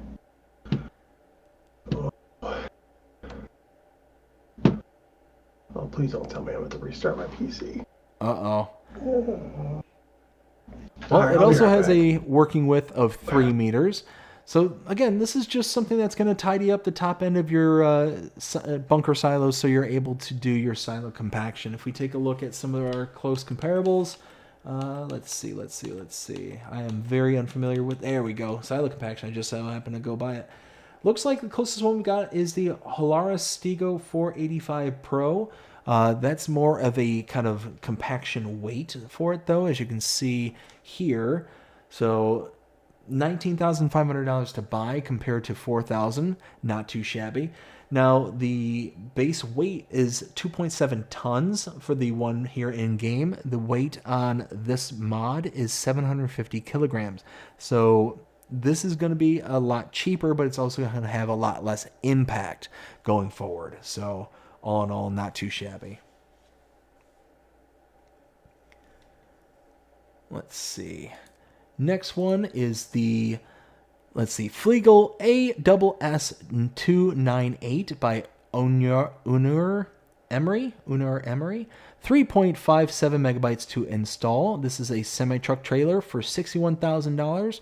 You can purchase this, and 48,000 liter capacity. So it already fails the $1,000 per 1,000 liter capacity price, comparable that I look for personally. But again, looking at our comparables, we take a look. Trailers for our semi-truck. We have, let's see, probably going to be, 48. Let's see. I mean, not a great comparable, but the Load King Distinction Triple Hopper, $75,000 to purchase this one at 51,800 liter capacity. So taking a look at the prices here, $75,000 for the base game, as you can see here, $61,000 for the mod. So already you're going to be saving about $14,000. If we take a look at the capacities, The triple hopper has 51,800. The mod has 48,000. So it is a little bit smaller for a little bit less of a price, but it does look like you're going to get it cheap enough for it to make up for that capacity difference. So yeah, all in all, not too shabby. It looks good. It's got that nice little push configuration as well. So instead of it being a tipper trailer, it's going to be a push trailer. So it's going to just kind of push everything out of the back of the trailer rather than needing to worry about having high ceilings and stuff. I am back. You are back. Were you able to get your computer all back up and running? What to find out? We are talking about the Fliegl ASS298. What is your opinion on that trailer? I like that one. Like that one? Mm-hmm. Nice, nice. Next one we have is the Krone Front Windrower.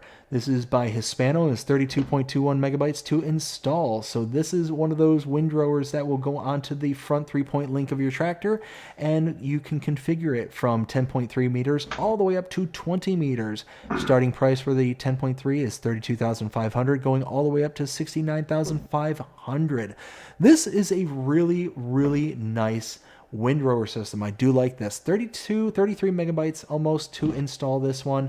So it is a bit on the heavy side, but you get a load of different configurations in the sizes. So you go from 10.3 to 12 to 16 to 20. So you get some really big windrows if you so choose. And it goes on the front 3-point link, so you can daisy chain it just like you see in this configuration here with the windrower in the front and a pickup baler, whatever you want on the back end of it. So as long as you got a nice straight line to work with, this is a nice little mod to put in. What's your opinion on this one, Will? On the Fliegl? So this is the nope, this is the Krone Front Windrower. That's a high pass for me. Hard pass for you? Hard pass for me. I mean, if it was the trailed version, that's that that you could just have by itself, absolutely. But I don't know, just a front windrow like that looks really weird. Yeah, I can certainly understand where you're coming from on that one. Let's see. So, next one we have here. What's that? I missed a lot of good mods you talked about. Oh yeah, we've been blazing through, going through this stuff. Let's see. The next one we have here is the Lizard Grape Harvester 8050 by SMI Modding Team and is 19.73 megabytes to install. This is a grape harvester, like a trail behind version. 130,000 to buy. Needs a horsepower range of 68 to 102 horses and has a capacity of 2,500 liters.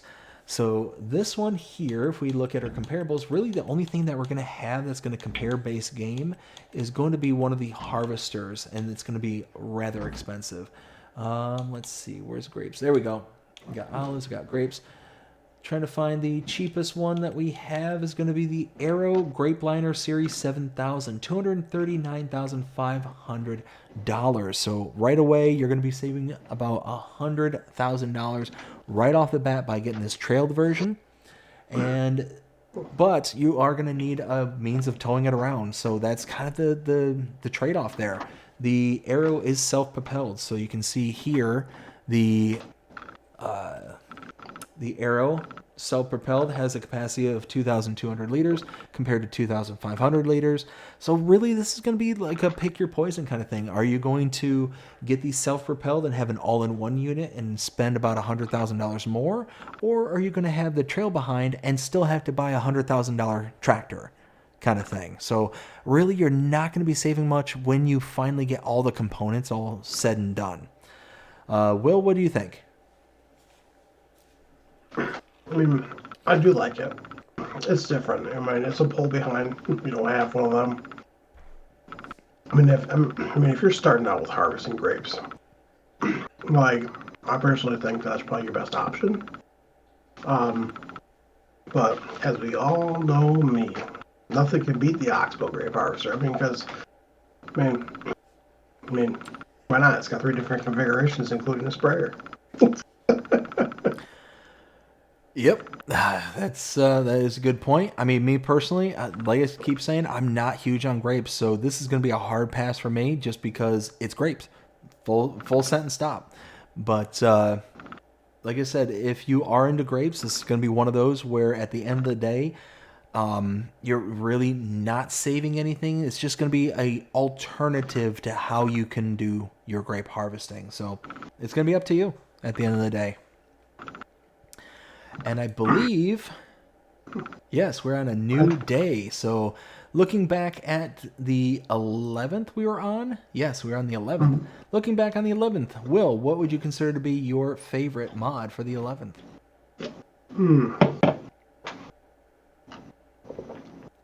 Oh, let's see here. See, I have a feeling I already know it.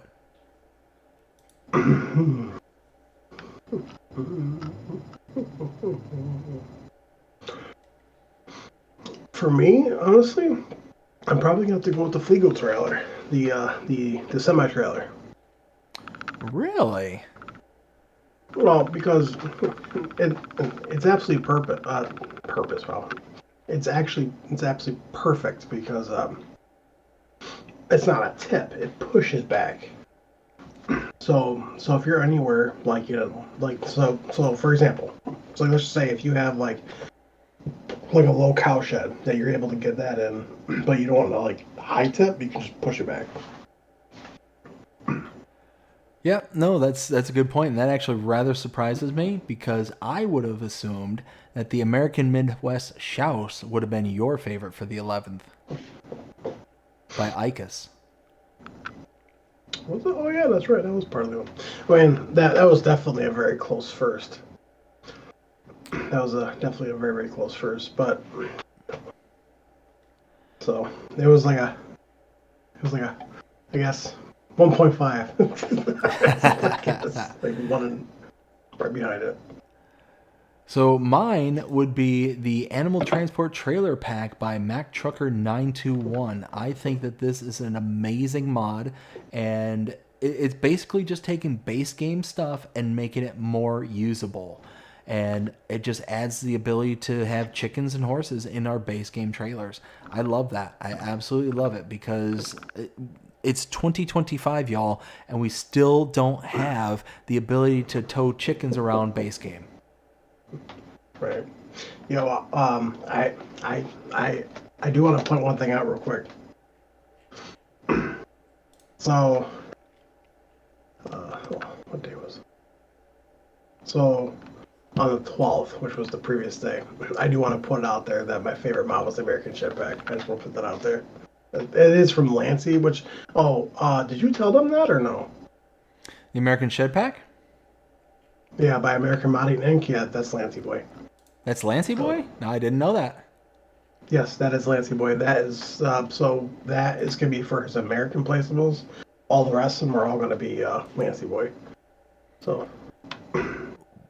Do you know why he went under American Modding Inc. and not Lancey Boy? I feel like he did that because of the community. Because I know a lot of the community was going kind of harsh because Lancey Boy's European, and I think he decided that if he went under that, he would get a lot more downloads. So a lot less hate, I guess. That's weird. I don't understand why him being European would have anything to do with anything. But I mean, it is what it is. So. All right. So moving on to the 10th. Let's see. I think is this the last day of this? I think it's the last. Anyways, we got the Maisie Lou Farms map. This was created by Matt and Shanty Boys Map Creation. It is 55.18 megabytes to install. This one is a good one in my opinion. I really like this. I gave this a 3.5, approaching a 4, and I just really liked it. I thought this is a very interesting take on a map. So you can see here on this map, right in the center, you've got the kind of town area right where my mouse is kind of hovering. And in town here, it's actually built up on a plateau, so it's actually higher than all the remainder of the map is. The fields that are surrounding it are all kind of on a lower elevation. Down here, you have a secondary farm.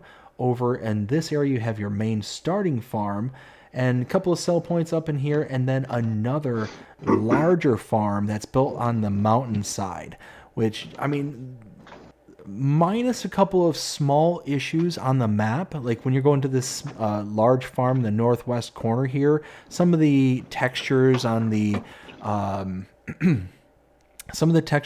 bushes and stuff going up to it, they kind of flicker and flash and all that stuff. But I mean, all in all, I just thought it was just a very interesting and unique map.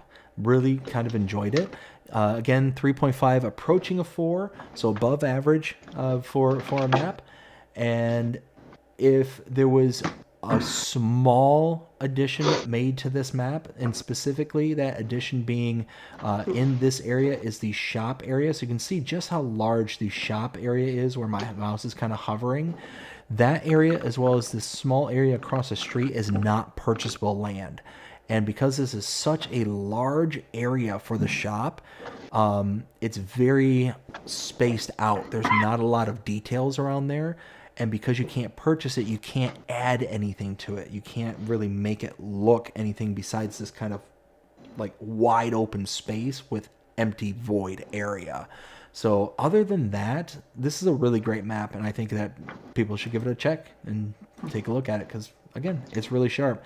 This little waterfall area up in the northeast I thought was a very interesting feature, and they've got the kind of road network just on the outside lip. So you got the lake that's on one side of it and a giant hill on the other. So you got to be careful on cutting through the two fields to get from one to the other. Again, just cool little features like that. What did you think of it, Will?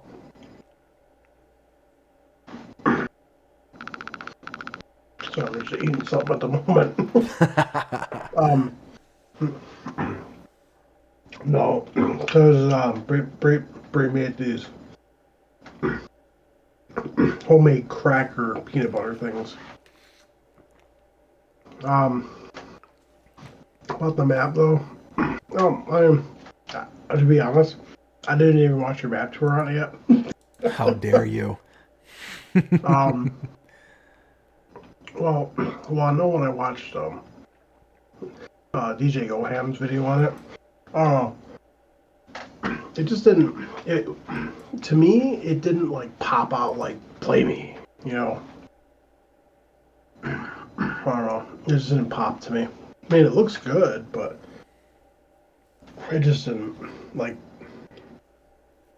Elmo, Missouri popped out like, oh, it's here. Like what was it? Agroforest. It was, yep. Which is the better version of Silver Run. Like that screamed to me, like play me, like oh, this looks fun. I don't know. I just didn't get that vibe from that map. Personally. So the one thing I'll say about this map that I really did like is that it's got that kind of established presence. So you've got the farms and stuff that you can utilize and build up and do your own thing with. But the way the map's laid out, it feels like its intention is for you to grow and build it up over time. That's why I was kind of disappointed when I was talking about earlier about the shop area being so vast and so big, and that being the only part that you can't do anything with. Like the rest of the map just feels like you're supposed to like tweak and plant and like put placeables and all this kind of stuff all throughout the map, especially around the starting farm. So you got your, let me see if I can find, that's the mountain farm. Yeah, see, they don't have a picture of the main starting farm here in the roll.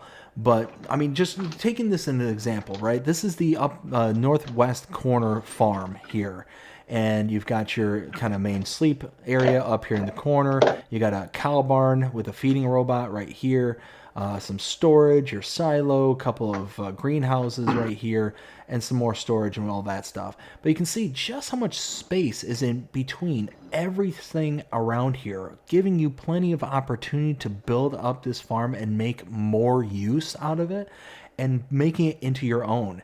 What's really cool is down here, you can see this little driveway down here at the bottom left-hand corner of your screen. This actually, if you were to follow this out to, the kind of almost bottom corner of the screen, like you can see my mouse kind of dancing down here. This is actually a bunker silo with a drop-off into the bunker silo. So you're actually perched on top of the bunker silo, and you can back into it and dump in from the top and in the back of it. So it's got that clam bunk that you can just dump from the top rather than backing into it and then dumping from the bottom level. You're actually on top of it. So that's a really cool kind of feature, and it's got just additional built-in features there on the mountainside as well. There's a couple of built-in, they almost look like those shipping containers that have been buried halfway into the dirt. And I think what it's intended to do is you back your trailers over top of that, and you can dump into some other trailer or some other kind of conveyance. So I think that was the purpose of that. But again, it's just those little kind of features, but on top of that, being able to build it up and make it into something greater and grander and something more personable, which I think the Shanty Boys, all of them, I think kind of specialize in that, because a lot of them really heavily focused on forestry maps. So making a map your own is kind of their thing. Yeah. So that's kind of my my stumping for the map there. So my 2 cents. Let's see. Next one we have here is going to be the Fiat 682N4 by Pepe978. Is 15.74 megabytes to install, $61,000 a purchase, and 132 horsepower. Capacities of 11,000 and 1,500 respectively. So this one here is going to be kind of similar to like what we got, the Lizard Dragon kind of base game. It's going to be kind of its own little standalone to that. Taking a look at that, we can see here the price for the Lizard Dragon is $45,000 and a capacity of 3,500 liters. So right off the rip, you're talking a significant upgrade for the mod here in regards to capacities compared to the Lizard Dragon. You also take a look at horsepower. The Lizard Dragon is 170 horsepower, which is a little bit better than the mod here at 132 horsepower. So all in all, for 16 megabytes, you can get a trailer, a truck and trailer with 11,000 liters as compared to the 3,500. Even at maximum, you're talking 7,600. So your biggest capacity for the Lizard Dragon is already about 4,000 liters shy of what this is. And you're only going to spend an additional, what is that? Let's see, $16,000 for that, for quite a bit capacity higher. And if we were to use the extension, that's actually an additional $4,000 here for base game. Lizard Dragon, so 49,000 compared to the 61,000. So you're only saving $11,000. Yeah, $11,000, but you're getting an additional 3,000 liters plus of capacity. So all in all, I like it. It's got a nice little look to it. It's got that kind of old school, what I believe kind of either European or even Eastern European look to it. Looks good. I like it. What do you think? Well, it's definitely unique, and I mean, I can see this definitely on like a European map, because it's like it's drivable on the right hand side, which I think would be absolutely phenomenal for like a European map, especially if we ever had a map based in Italy. There you go. Me personally, it was a pass for me. So I gotcha. Next one we have is the Schaefer 4670T by Hubie and is 11.36 megabytes to install, $56,500 to buy, and 66 horsepower for the mod here. So I do believe we have something very eerily similar base game. No, we do not. Okay, so this is the 4670T.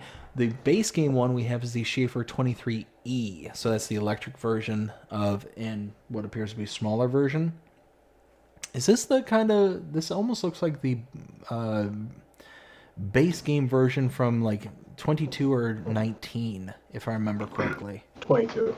Is it 22? Okay. Yeah. So yeah, 66 horsepower probably put us in the realm of the Kubota, the R640, as you can see right here.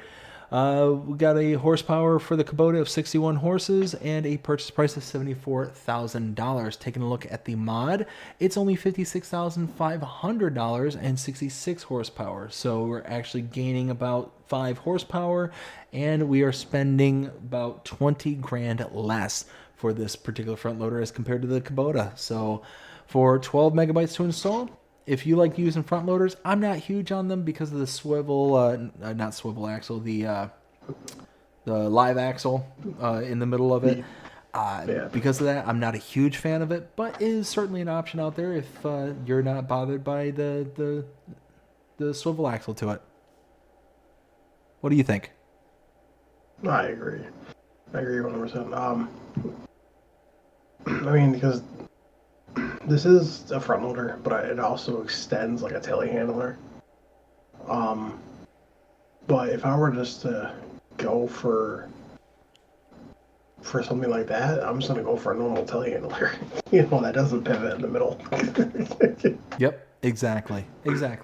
Well, you're gonna get the increased maneuverability of four-wheel steer in the telehandler, as well as not having to deal with the kind of pivot action that this particular tool is going to bring to it. Now again, if you don't mind that kind of main swivel. Now me personally, I don't mind it in the bigger, like in the Stigers, the 9Rs, and things like that. The really big tractors, I don't mind it because it seems to be a bit more predictable. When you're talking about something like this, where you're having something with a bucket with weight above your head and all that kind of stuff, it makes it very lively, and you can get out of control very quickly with it. So me personally, I don't like these particular sets of equipment because of how like rambunctious it can get. So that's the reason why I'm a hard pass on this. Let's see. Ken says, sorry I'm late. Just finished up baling grass and wrapping them on my split on Oak Bridge. Nice. Ken also says Maine cow farm, and that Fiat truck would look great on the Oak Bridge. LOL. Just my opinion. And I 100% agree with you. It being a kind of European model would definitely look really sharp on there. Ken, how you doing tonight? Hope you're having a fantastic day so far. Let's go ahead and take a look at our next one. We've got the Jackhammer by Squiggles. This is 1.1 megabyte to install and is only $1,500. I love this. Absolutely love this. Here's the reason why. So we're all aware that in the contract system, we have our stone breaking missions. So where we can actually go and lease out things. I think it's stone breaking, is it? Or rock removal. Yeah, rock removal. Yeah. So you can actually go out and you can lease the set of equipment and have the skid steer with that little jackhammer attachment that you can go along with it. Now, that right off the bat, if you were to buy that equipment right off the rip, you're talking at minimum, you're talking $35,000 for the New Holland skid steer, plus for the jackhammer, the Paladin SFB 750, $9,000 on top of that. So you're talking all in about $45,000. $45,000. You're already saving it tons of money with this tool here. Then you're talking about the ability to take this anywhere on the map, even by hand, and just kind of boop, get it to work. Get it to break down your stones, and you're good to go from there. And you can see here in the picture, it cracking the stone, being able to use this on those kind of missions. and just being able to sling this around. The worst part about those missions, because if you're leasing or even if you're using just your own set of equipment, at maximum, you're going 11 miles an hour unless you load that skid steer into another trailer to go faster. So either you need a huge setup with a truck and trailer, the skid steer, and the rock breaker to be able to get it to and from very easily, or you can just spend $1,500 to get this tool, and now you can tackle those missions. Or even if you don't want to tackle those missions, if you're on a map like, oh goodness, there was one by, it's kind of similar to Tassie Farms. I can't remember the map maker's name though. Was it Carl Farms? Anyways, Carl TG. Carl TG, that's it. Yep. He made a map where there was actually pre-installed rocks, and if you own the land, you could break them up. So you could use this thing to use that function as well. It's awesome. I absolutely love it. What do you think? I mean, I definitely agree with you. I think it is absolutely fantastic. Probably like the biggest thing about it though, that I absolutely love the most, is it puts the rock crusher to shame, or rock breaker, that you attach to the skid steer, right? It puts it to shame. You know why? Why is that? Because you take that jackhammer and you put it against a rock, you hold it there for not even a minute and then it breaks. Yep. It works super fast. Nice. Yeah, compared to the other one where you're just sitting there like, when is this gonna break? And then eventually it finally does. This one it goes done. Oh, see, now that's absolutely awesome. Yeah, because that's the one thing. It's like you can take your skid steer with the rock breaker attachment to it, and you're like ting ting ting ting ting ting ting ting ting, and you're just listening to that tinking sound for like 30 seconds to a minute. It's so annoying. It's so annoying. It gets old after a bit.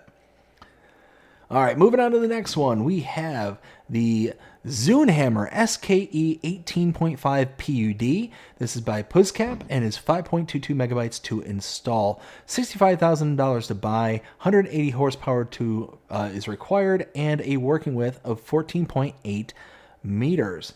So all in all, we've got us a slurry spreader. So let's go ahead and take a look at our slurry spreaders here in base game. We've got slurry tankers. Let's see, 14.8 meter working width. That's going to be putting us in the Flegel territory, I do believe. And price, yeah, that's going to be putting us in the Flegel territory. So let's check that out. Again, we've got this here. Flegel PFW 18,000 max line plus $102,000 to purchase, compared to the $65,000 for the Zunehammer. So you're going to be saving about 40 grand, almost $35,000, 37 actually. And let's take a look at the horsepower requirement. The Zunehammer 180 horsepower, the Flegel only 165. So you need an extra 15 horsepower for the mod. Not that big of a deal. Working width 15 meters for the Flegel here compared to the Zunehammer's 14.8. So they're almost neck and neck. You're only losing 0.2 meters.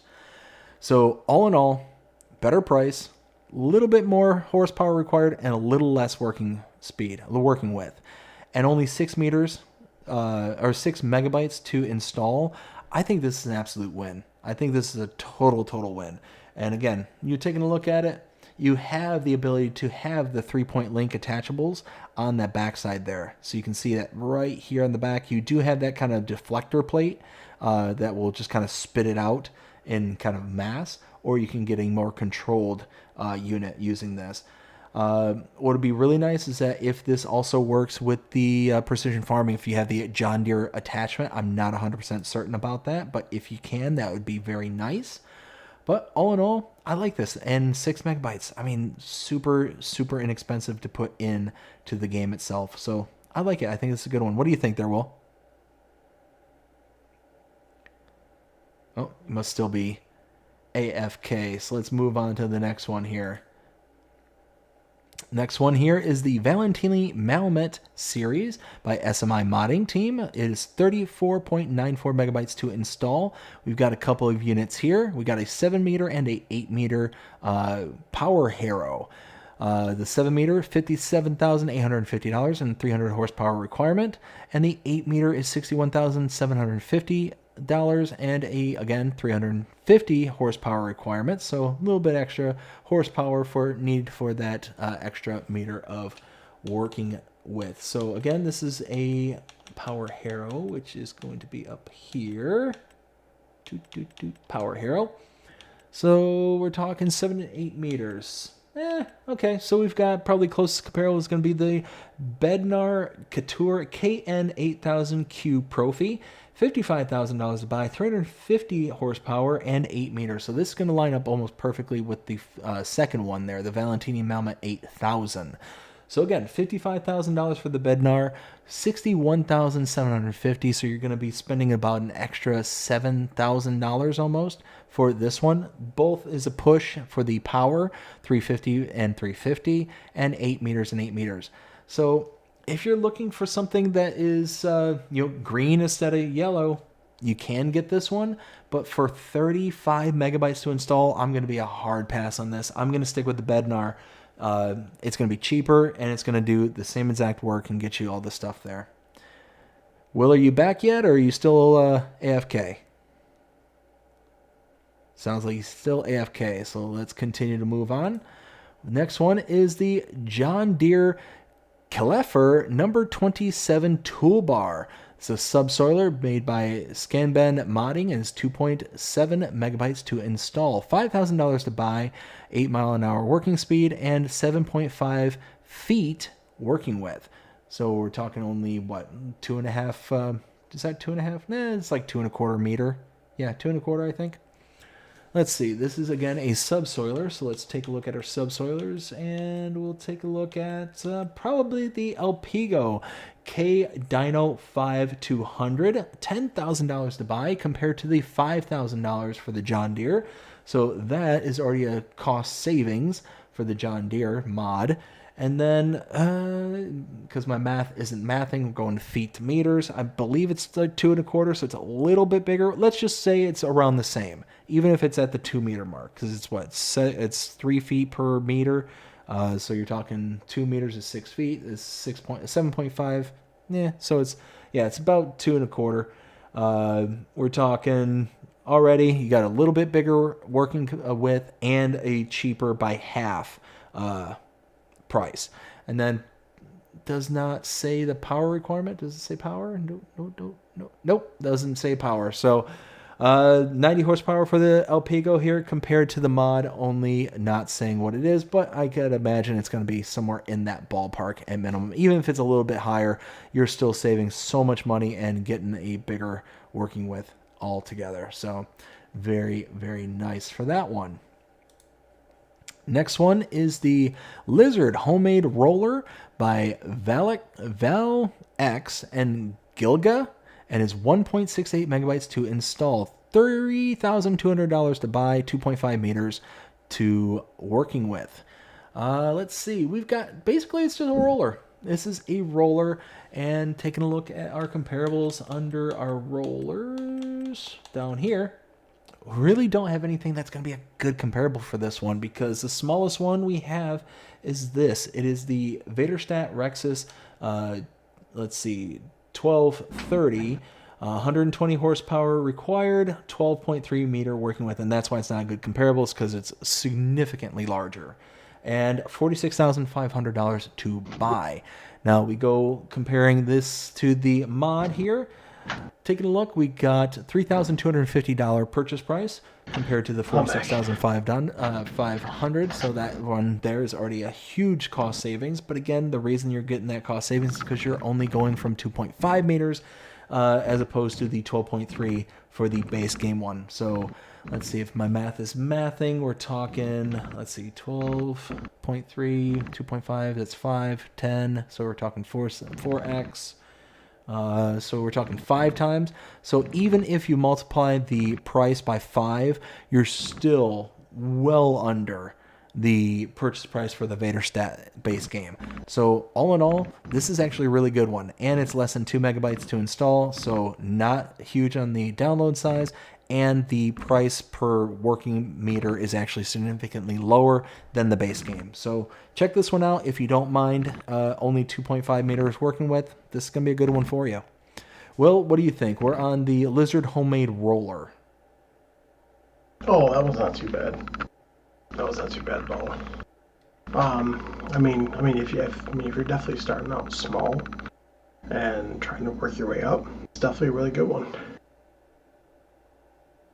Nice, nice. Let's see. Samuel says, "Hey BDD, good morning at Florida." Good morning, Samuel.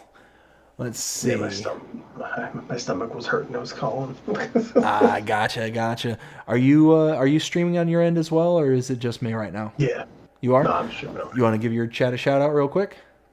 Yeah. Yes. If you guys want to stay up to any news, updates, mods, stuff like that, make sure you check me out over on Facebook at WillTGaming FS Encyclopedia. You can also find me here on YouTube, which I'm streaming on at the moment at WillTGaming FS Encyclopedia.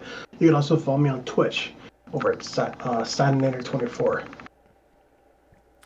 Very nice. So moving on to the next one, we've got the Snow Plows by AgroSketch. Is 8.92 megabytes to install. We have a front tractor blade for money, for that kind of money. I think that's supposed to be 3,304. This would be the only thing that makes sense to me. 70 horsepower requirement and 2.5 meter working width at a minimum. That's transport width. Sorry, working width is 3 meters. So that's a front tractor blade. We got a rear tractor blade on this as well. Again, I think this is $2,841, 60 horsepower requirement, and 3 meter working width. And we also have the RTS 3000 add-on, $50 to buy, 60 horsepower, and a working width of 3 meters. So this is the attachable add-on for possibility of clearing snow with the RTS blade in reverse when buying the RTS 3000 blade when it's already attached. So it sounds like this is kind of a attachable thing that will allow you to clear it both in forward and reverse, is how I'm interpreting that. That sound about right to you there, Will? Yes. The add-on piece, as soon as you detach it from the rear, you can go forwards, but when you try going backwards, it won't do anything. And then the second you reattach it, you can go backwards. So nice. So all in all, I don't do a ton of winter work, but there's nothing about this that really kind of stands out that I would be necessarily opposed to. At 9 megabytes to install, it's not that intrusive. The prices, if the prices are what I think they are at 3,300 and 2,800, then they're not that bad. I mean, all in all, it's not going to be the end of the world regardless. And I mean, if you like doing winter work, if you like to clear out some snow, this is going to be an option for you.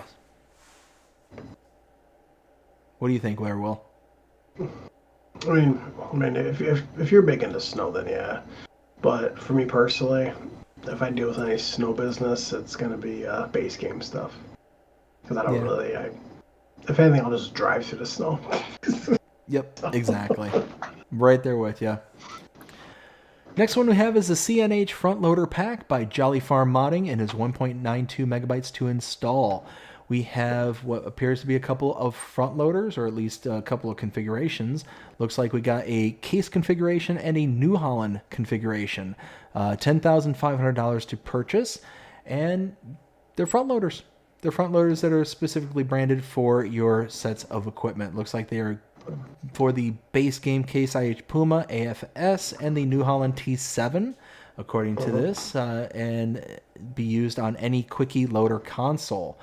So, all in all, it's okay. I mean, 2 megabytes to install. If you desperately want a branded New Holland or Case front loader to go along with your equipment instead of a quickie, this is an option for you. I'm not going to be so hard up to go ahead and run out and download this, but for 2 megabytes, I can be convinced.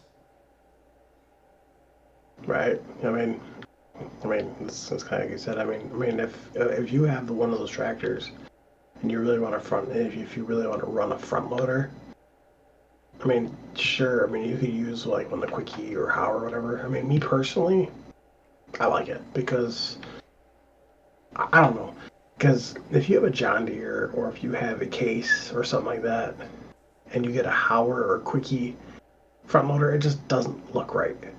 So, I mean, I would go get this because it would actually look right. That's just me personally, though. And you know what? I'm right there with you. I can, like I said, I have no strong feelings about this one whatsoever. So, like I kind of made a joke earlier. It's like, you know what? Hey, BDD, I think this is kind of cool. It's like, hey, you know what? You're right. This is kind of cool. And then somebody can come along 2 seconds later. Hey, BDD, I think this is kind of meh.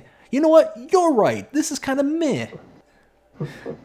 So it's one of those that I have no strong opinion about this in either way, but I can see it from any direction because, yeah, having something that's kind of tagged with it, it's going to make it look like just authentic. It's going to look legit. Having something like a Case tractor with a Hauer attachment or whatever the case may be is going to be, it's going to stand out. But this actually looks right.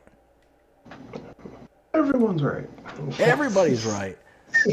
You get a car. You get a car. Everybody gets a car. Except for you. Except for everybody listening. Oh, my goodness. Good old Oprah. Back in the day, it's like all that stuff she'd do was nuts. Anyways, Traffic Cones and Barricades by Flint Town Modding. 7.42 megabytes to install.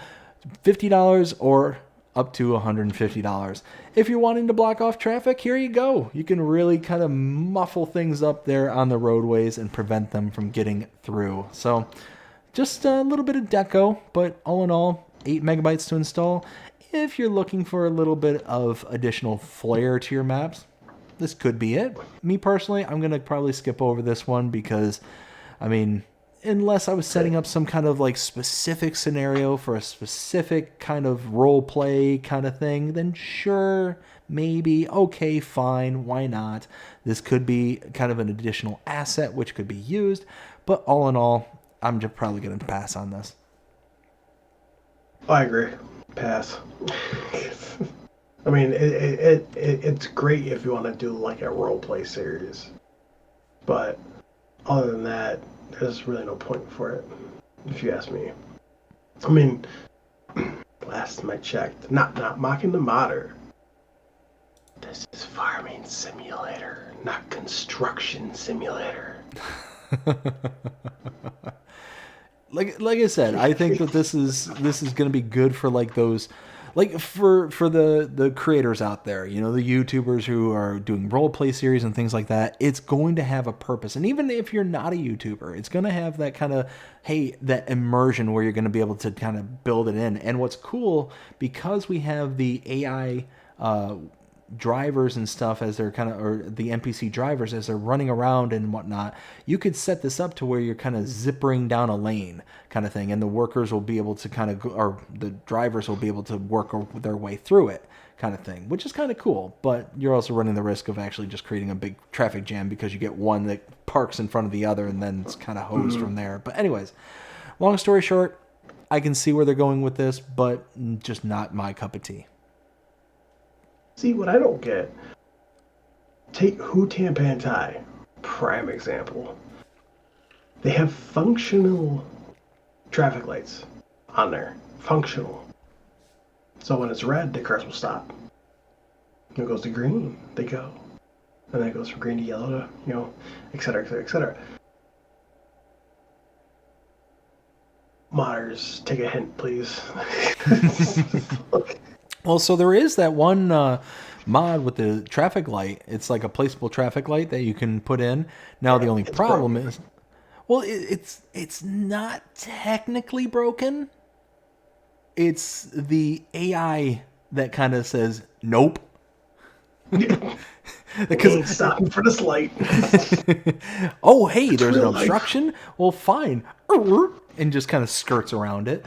So, I mean, it's doing its job. It recognizes that there is a obstruction, but because there is a a ability for the drivers, the NPCs, to get around obstructions that are in its lane. That's all it sees, is that it's just an obstruction. Now, let me go around. Now, if you're placing that down on a single lane road and there is no way for it to go around, it would work. It would absolutely work. But anyways. Well, when I was watching DJ Goham's mod video on that, he was testing out. He placed it down and he goes, because he's reviewing, he reads off the description, he goes, and it stops traffic. Well, I guess we'll be the judge of that, won't we? So he ends up placing it down, and a car comes up, he goes, oh, here we go. And he just went around, he goes, hey, you went to a red light. He goes, it reminds me of real life drivers. Yeah, isn't that the truth? Yeah, right. Hey, you know what? Signs with white borders are optional.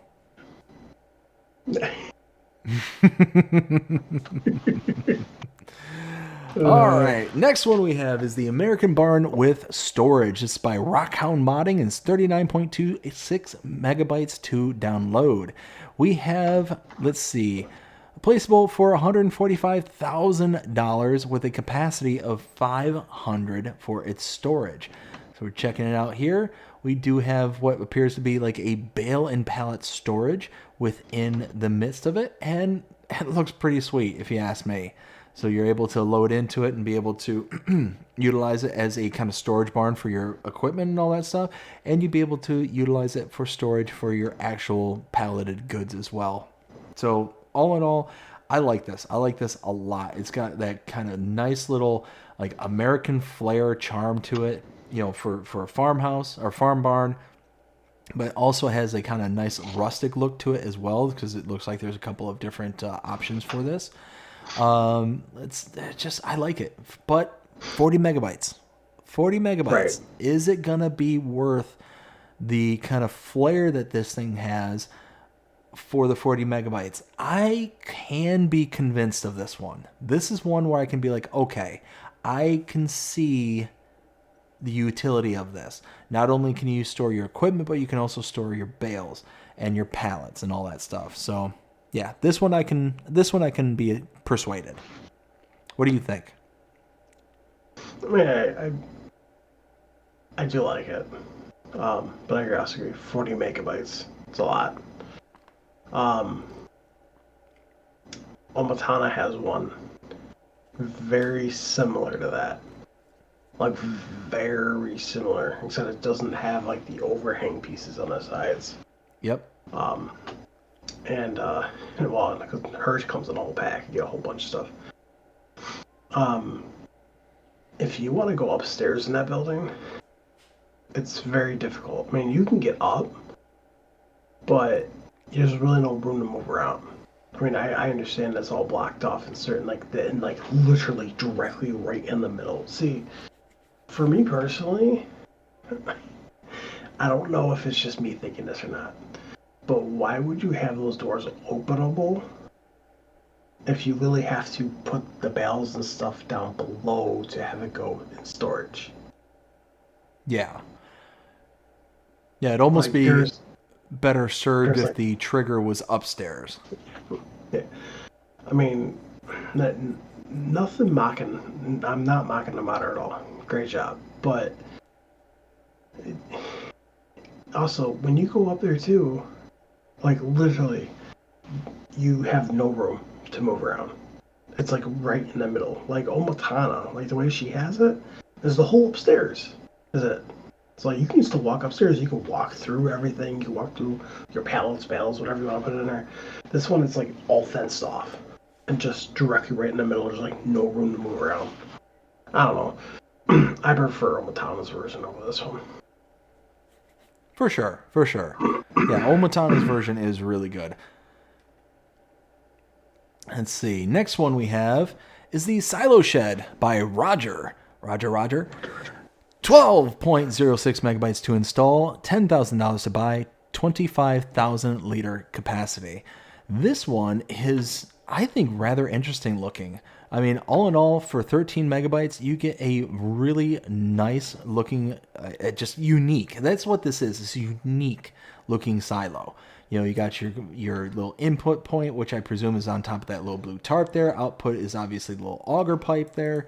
I mean, it's not going to be huge, 25,000 liters. You're not going to store a ton of stuff in this. But, I mean, all in all, it looks really good. It's got a little bit of deco that's kind of stuck in there as well. But it's not like so much that it's going to just artificially inflate the size of the file kind of thing. It's enough, in my opinion. So all in all, I like it. And I would definitely consider this if I was on like a really small map, really small, tight farm kind of thing, and I wanted something that was, you know, kind of reflective of that space being utilized properly. What do you think? Well, I do like it. It looks very, very good, especially with all the decoration and everything around it. There's a couple of things. First thing is, you need a very low trailer to get underneath that pipe. The pipe does have collisions on it, so just be very cautious of that. Also, to back into here, you can't use a tipper. I mean, you can, as long as it's like a tiny tipper. But other than that, where's it gonna go? Because the second the tipper goes up and hits that, there goes your trailer. Well, and that's it. I mean, like I said, this is obviously something intended for a very, very small farm, a very small build kind of thing. So it's one of those, the whole 3-meter shenanigans, this is more like the 1-meter shenanigans that this is intended for. Like, this is intended for an incredibly, incredibly small farm, which is also indicative of the 25,000 liter capacity. I mean, you figure even the smallest capacity for any of the base game silos is what, like a few million liters or some ridiculous number? Like, we're talking, all right, the small $30,000 capacity one for what I believe like Hutan Pantai has installed on is like 75,000. So it's like a 3x increase. So, I mean, it's one of those, but it also has the kind of big input-output area that's easy to place down as well. You can kind of see this is the one I'm checking out here on the game. $30,000 for 75,000 liters. So yeah, this is gonna have its point and purpose, is essentially what I'm getting at. Yeah. Let's see. Next one is the mineral feed production by TWF Team Honor. Yeah. 1.78 megabytes to install, $45,000 to purchase, and you have your various inputs of your canola, sugar beets cut, and lime. Got capacity for your canola of 25,000 of your maximum, 20,000 for sugar beets cut, and 10,000 for your lime. And your output capacity is 10,000. Yeah, 10,000 liters of your mineral feed. And then your actual recipe, which is listed right here, 50 of your canola, 100 of your sugar beet cut, 10 lime for 75 liters of your mineral feed. So all in all, you are going to be losing product by utilizing this. You're going from 50 canola and 100, so you're talking 150 plus 110, 160, down to 75. So you're going more than half of the reduction for your recipe here. But you're producing a product that is extremely, extremely expensive to buy, and it sells for really good. So if you got like a sell-all feature on your map somewhere, you can sell this for a really, really, really good price. And none of these products are expensive on their own. So, you know, the canola, you know, they call it rapeseed, but, you know, canola, sugar beets cut, like all this stuff is easily obtainable within the game. You can even obtain it through contracts.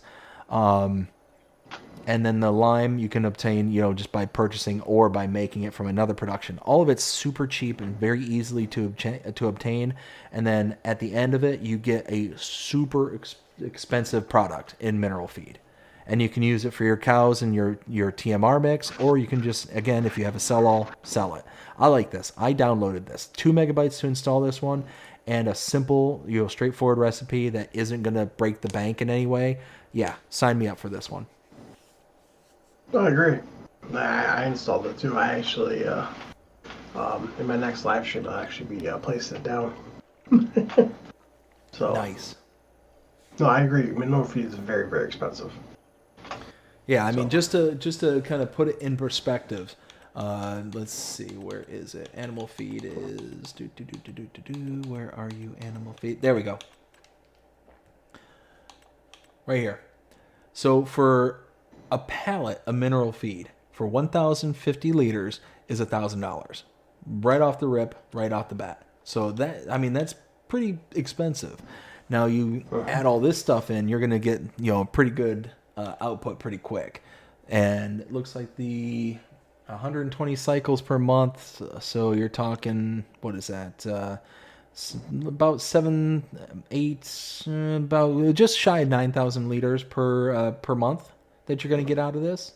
So yeah, I think that's a really good output right there, and yeah, it's going to be worth it because again, you can buy mineral feed. It's really not that expensive to buy, but the amounts that you're using is where like things kind of go all cattywampus. Well, besides that too, I mean, sugar beet doesn't sell very well. So Yeah. I mean, even making like sugar beet cut, I mean, it's okay if you lose some because I mean, you don't really make good profit off of it anyways. I mean, you'll even though you're going to be losing sugar beet, you'll be making more money just by making mineral feed. Exactly. So Next one is the Gas Station BR by Zero Oito, 23.67 megabytes to install. We have the gas station, Brazilian gas station, number 1 for $1,000. Which I believe, does it actually show it? I'm not actually saying it, just on a standalone. But then they got the gas station owner, $1.5 million. So this is a kind of generator, I do believe. The gas station owner, am I correct with that, Will? yes, Saying daily upkeep and income. So that seems to be a generator and free diesel point as well. yeah. So the 1.5 or the 1.3, whatever is it?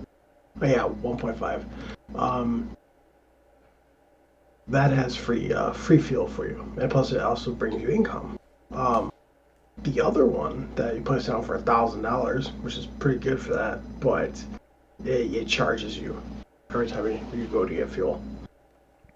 So yeah, that first one there is just a typical like gas station. You go fill up, charge it, you're done. And then you got the secondary one, which is a kind of a generator, but it's super expensive. Again, $1.5 million. And then it also comes with a gas station sign as well for $250 for a little bit of extra deco. So this one here for 24 megabytes, I like this a lot.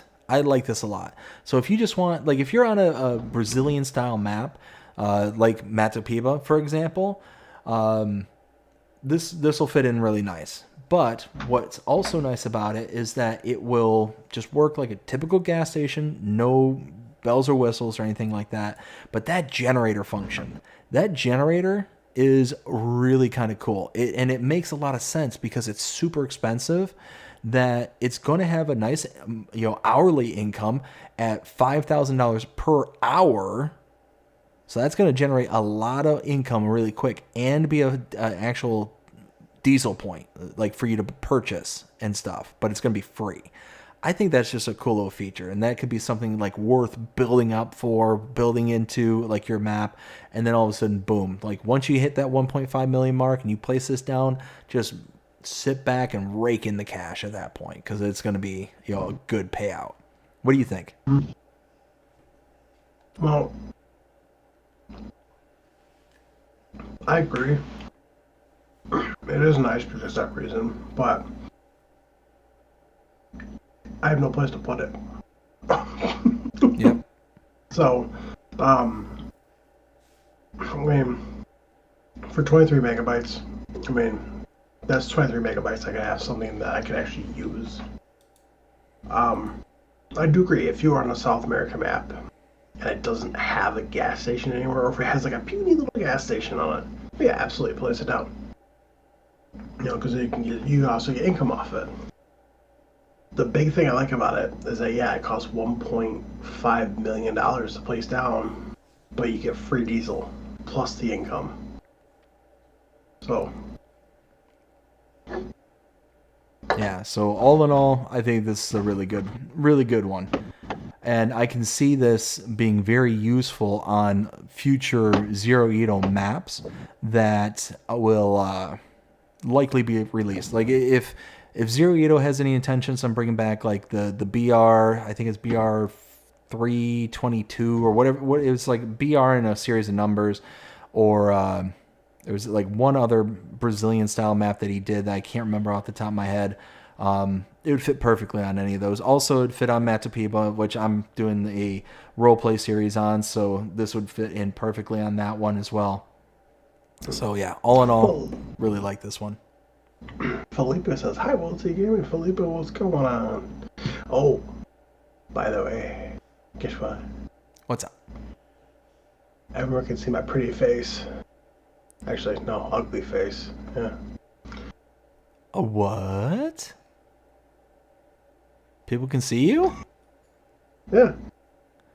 You got a camera? No, I'm Doctor Strange. I guess I got a portal. Everyone can see. Yeah, I got a camera. Dude, that's awesome. Yeah, so you got those 500 subs. No, I did not. No, okay. I told Brie I didn't want to get it until I hit the 500 sub mark because I thought that was pretty good. And she goes, "Well, I mean, you might get more people if they see your face." I was like, "No, I'm going to get less people if they see my face." Oh, be nice. Hey, I can talk about myself that way.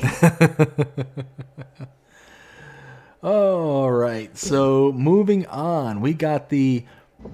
Oh, come on. There we go. Garage with Service by Martin CZ and his 15.41 megabytes to install. Cost of $92,000. This is a shed with a repair trigger inside of it.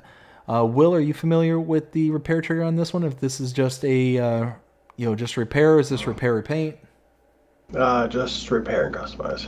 Just repair and customize. So $92,000. I mean, this is going to be an expensive kind of building. It's not my favorite building. Just the kind of look of it, that kind of minty green color, just kind of stands out to me. I'm not really huge on that. I'm not seeing that might have some other color options on there as well. I'm looking at this third photo here, and it almost looks like it might have something that's different, but there is a bit of detail in the shop area there, but all in all, it's just not one that kind of speaks to me personally. 16 megabytes, it's not that bad on the install. $92,000 is a bit expensive for this size of a building, in my opinion, but all in all, I think this is going to be a pass for me. Oh yeah, hard pass. Yo, why does it seem like from a distance I look like I'm so mad? I'm not. I'm sorry, I'm not used to having a camera, so. Next one we have is the Bunker Silo Pack by Modding Association Katsu. It is 6.21 megabytes to install. We've got what appears to be a couple of options within this, a couple of base plates here, 5x10 and 10x10. We got 7 large walls and corner elements and 4 small walls and corner elements. $350 to $10,000 per the pack. Now this one here scares me. And here's why. This is basically a build your own bunker silo. This is essentially what this is. I think this is going to have a ton of opportunity for bleed through and kind of misalignments and mistakes and all that stuff.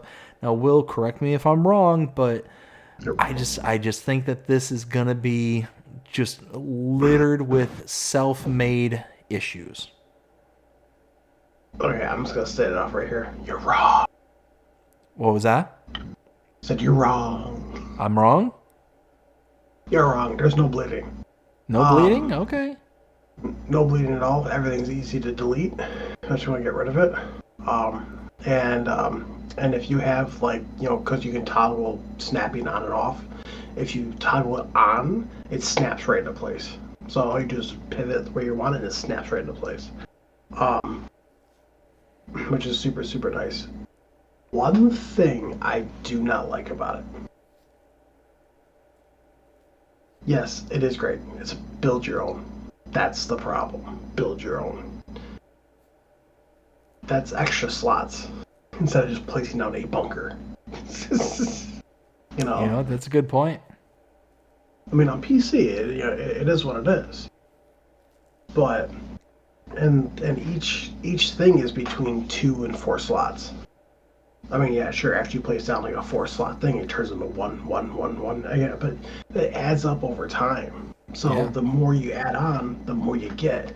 So you can go from just 4 and then having 5 and then it'd be automatically at 20. And you'd be like, whoa, where did these come from? So, I like it. Well, yeah, I mean, as long as it's like no like self-imposed bleeding or things like that, then yeah, I can totally get on board with this. My concern was that if you didn't line up everything just so that it could create the opportunity to have like gaps and bleeding and stuff like that. Oh yeah, that yes. But like I said, if you turn on toggle snapping on and you line it up just right, it will literally boop right into place. Perfect. Well then, take everything I just said before and revoke it. I think that all in all, that as long as this functions the way that Will's talking about, which I have no reason to believe that it wouldn't, for 7 megabytes, it's going to be good to go. Oh no. Uh-huh. I scared off Felipa. Oh no. I told you my face is a curse. All right, we've got what I believe is the last one for the 10th. Here is the single family house by Zach.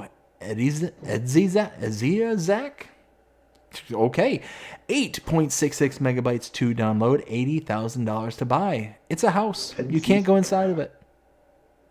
It's a fail on my. If we get a house and you can't go in it, it's an automatic 1-star rating for me. I don't care if it looks good. It's definitely got an interesting appeal to it. Like, it's definitely got that kind of curbside appeal because of the kind of trusses that are on the backside of it. I mean, it does look interesting, but yeah, you can't go into it. But for 9 megabytes, I mean, it's one of those that I would sacrifice the megabytes to be able to go inside of buildings and make it a little bit more like real, if that's kind of a better way to describe it. I mean, $80,000 for the small deco building like this for a sleep trigger is a bit on the high side, but is in line with other sleep triggers like this. So all in all, outside of not being able to go into it, it is what it is, but happy it's here. Modders. It is Farm 725. He let us slide in 19. 22 is what it is. It's 25. The amount of modders that can make interiors, and then you have these people who don't make interiors, it's like, what are you doing? Get with the program. And like I said, that's the rest are updates. We got a few map updates here. Starting with Nandenthal version 1.2.0.0. We had a changelog that did not require a new save game. Updated crop icons, credit to DTAP Gaming. Added precision farming support to custom crops, credit to DTAP Gaming. Added custom license plate for AI vehicles. Added modified cotton harvesters to make lavender bales. Added Danish, Dutch, Polish, Czech, Hungarian, Turkish, Russian, Ukrainian, Finnish, Swedish, Norwegian, Spanish, Portuguese, Brazilian, Italian, Romanian translations. Reduced the amount of traffic. Increased the yield of alfalfa and clovers. Reduced the price of alfalfa and clover. Adjusted farmland area near roads. Fixed not being able to harvest spelt. Fix not being able to sell mustard oil and lavender oil. Fix not being able to unload crops above the certain height. That is the entirety of the changelog. And my update video, I was able to go through and prove all this stuff. What are you snickering about over there? You! Me? Yes! What'd I do?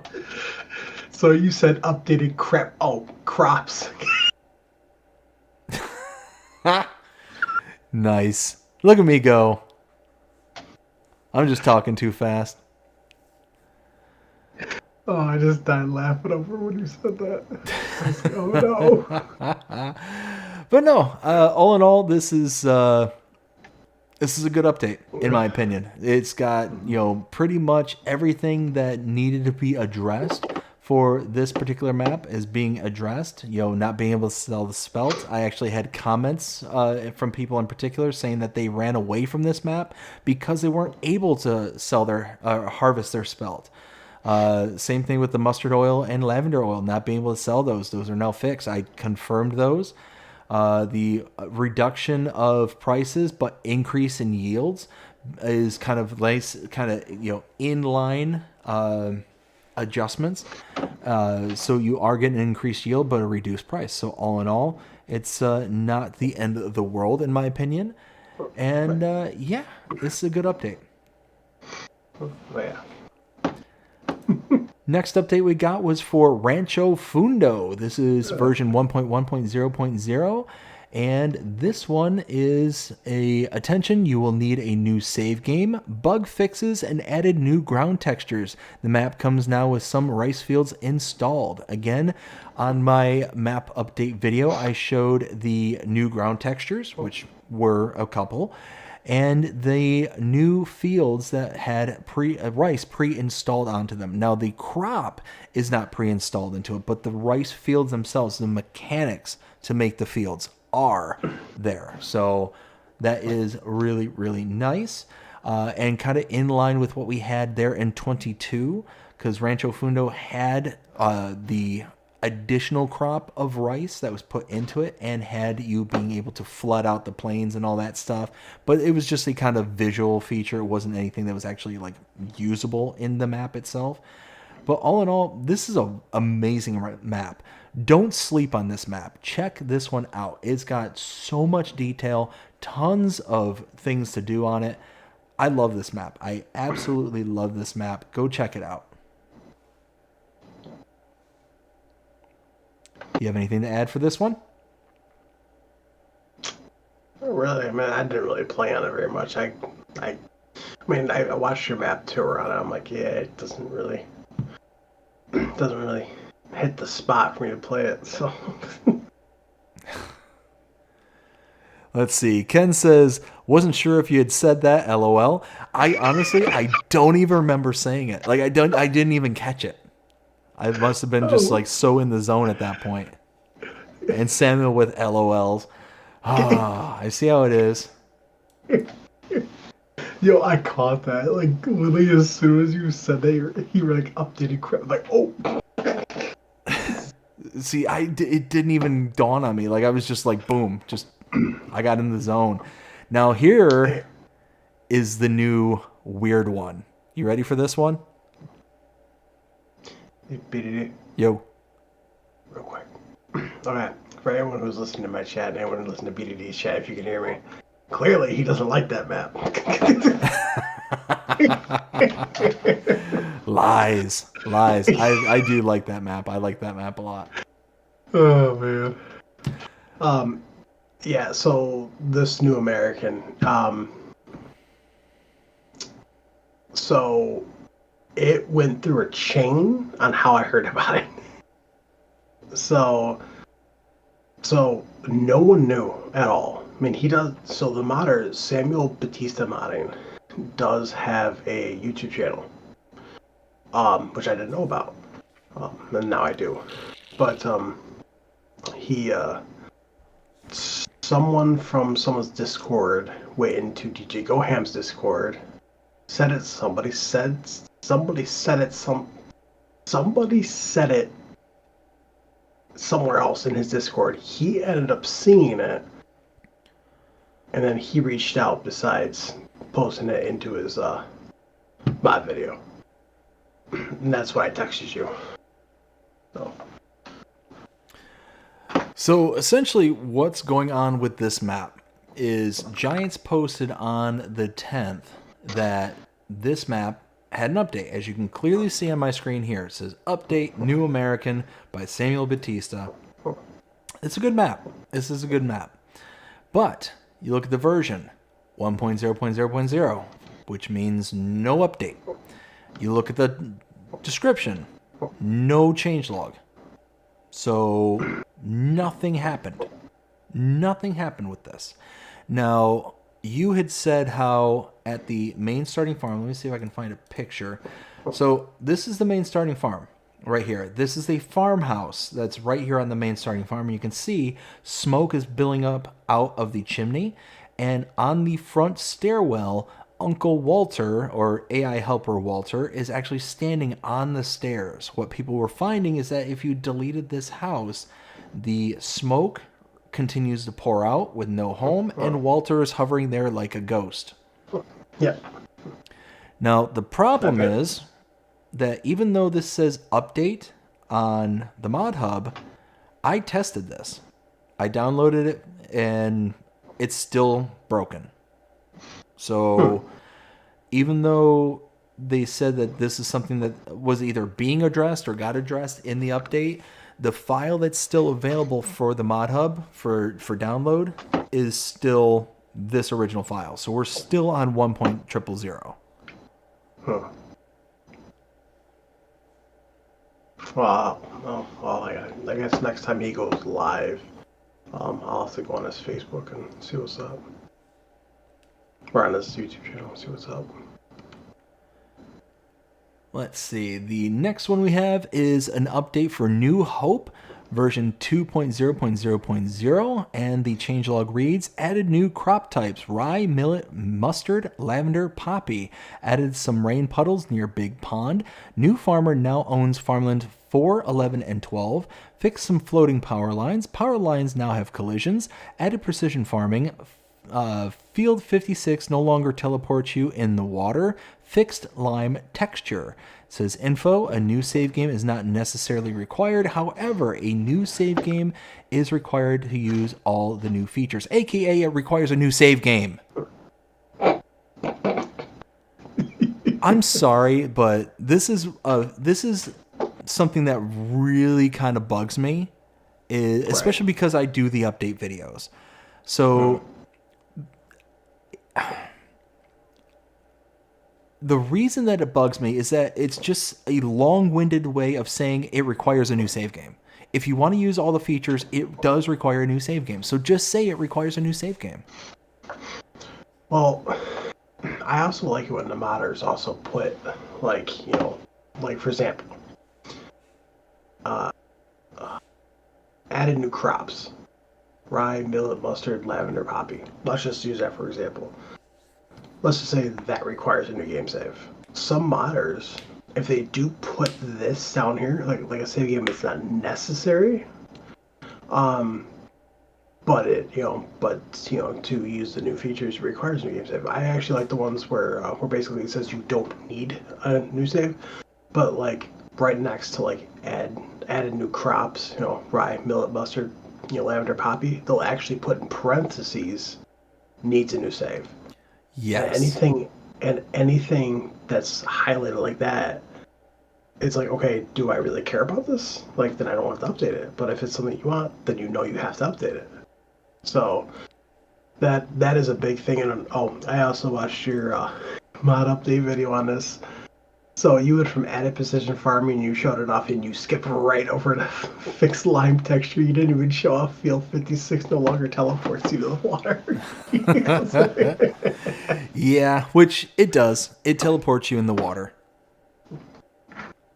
100%. Like I went to click on field 56, like bloop, plops you right down in the middle of the pond. So that is what it is. But no, I 100% agree with what you're saying there. I would much rather this whole info section be deleted and it's say line by line, added new crops, rye, millet, mustard, lavender, poppy, requires new save game, or doesn't require a new save game, so on and so forth. I'd much rather see that. That way we can kind of decipher which ones would need the new save game and so on and so forth. And we can decide on our own which, like, do we want that or not? As opposed to this language here, which is essentially, like I said, requires a new save game. Right. That's what it boiled down to, is it requires a new save game. And it drives me nuts. Drives me up a wall. Because if I was playing on this map and saw that, I wouldn't update it. Because I wouldn't know what it was that was needing the update in order to be updated. Like, hey, okay, does the update require the collisions for power lines? Well, I can live without the collision for power lines. Like, I'm not going to go purposely go and drive through a power line. Right. Now, will I accidentally do it? Absolutely. I do that stuff all the time.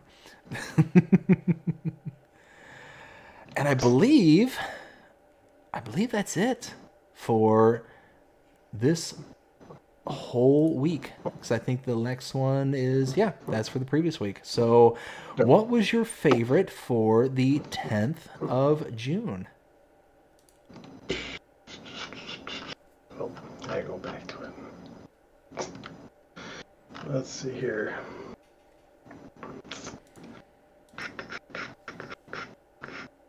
Ooh, that's a tough one. Okay, call me crazy, because You're you crazy. might just call me. Well, we all know that. But, I would definitely have to go with the John Deere Kilifer, number 27. Really? I mean, yeah, it's small, but think about it. I mean, so the meters is basically 2.5 meters, which is tiny. But if you think about it, if you start from scratch, this is the best plow that you're gonna get for your money. Very true. That's very true. Yeah, you're going to get some good bang for your buck on that one. 100%. I'll give you that one. Me personally, I'm going to go with the Jackhammer by Squiggles. That one there is as close to a game changer without saying it's a game changer. Right. Because, like I laid out before, in the entirety of the breakdown for this, is that it gives you an entirely new way of being able to rock break to your stones, be able to complete the contracts, being able to just break stones in general, without having the annoyance of being limited to at most 11 miles an hour, or being in such a massive upswing as to the amount of equipment that you're going to need, i.e.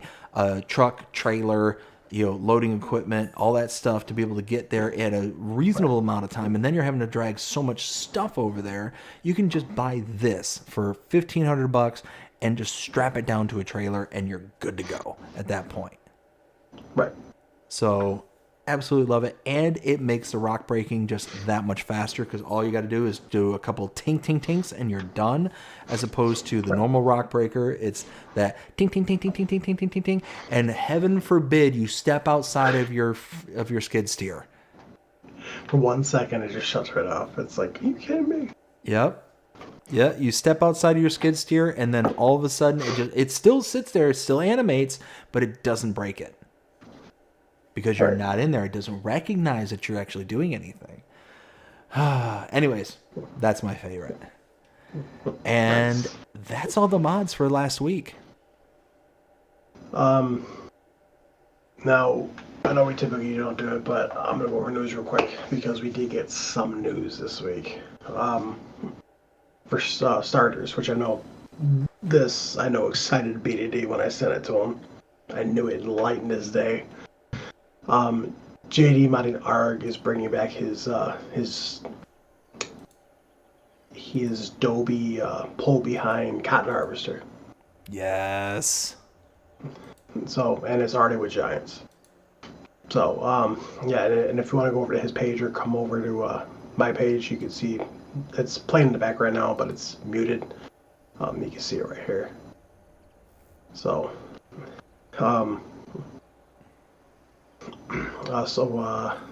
ICUS is updating his Midwest sheds again. So, basically, he's just gonna add. So it's American Midwest Maintenance Shop update, but he's updating all of his Midwest buildings like this. Switchable colorway, new doors, new posters with hide option. Now, before we get going too far into that, I want to just double back on that whole cotton harvester thing. That right there is so incredibly exciting. I've got it playing up on your Facebook page there. Yeah. And what I am so excited about is the potential for the price.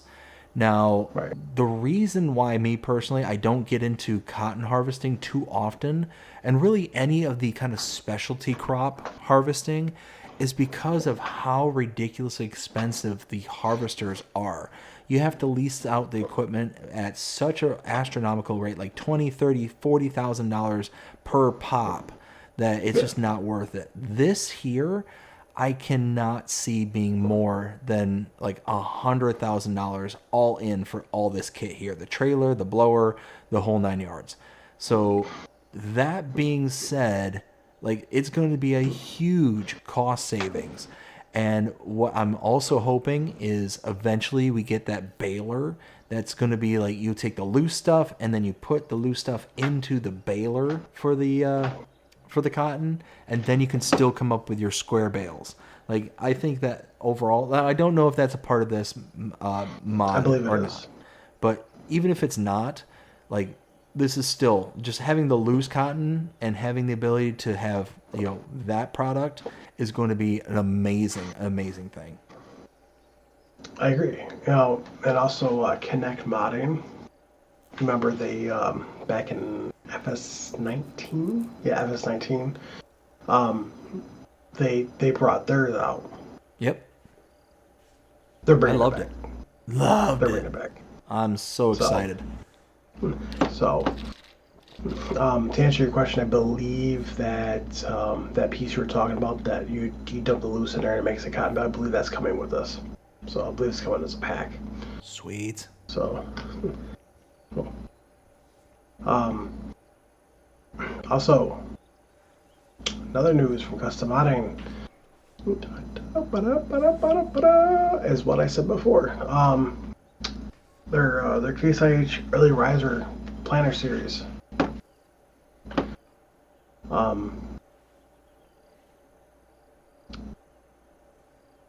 So the Case IH 2150 Early Riser Planner Series, the 30 foot, 40 foot, and 60 foot.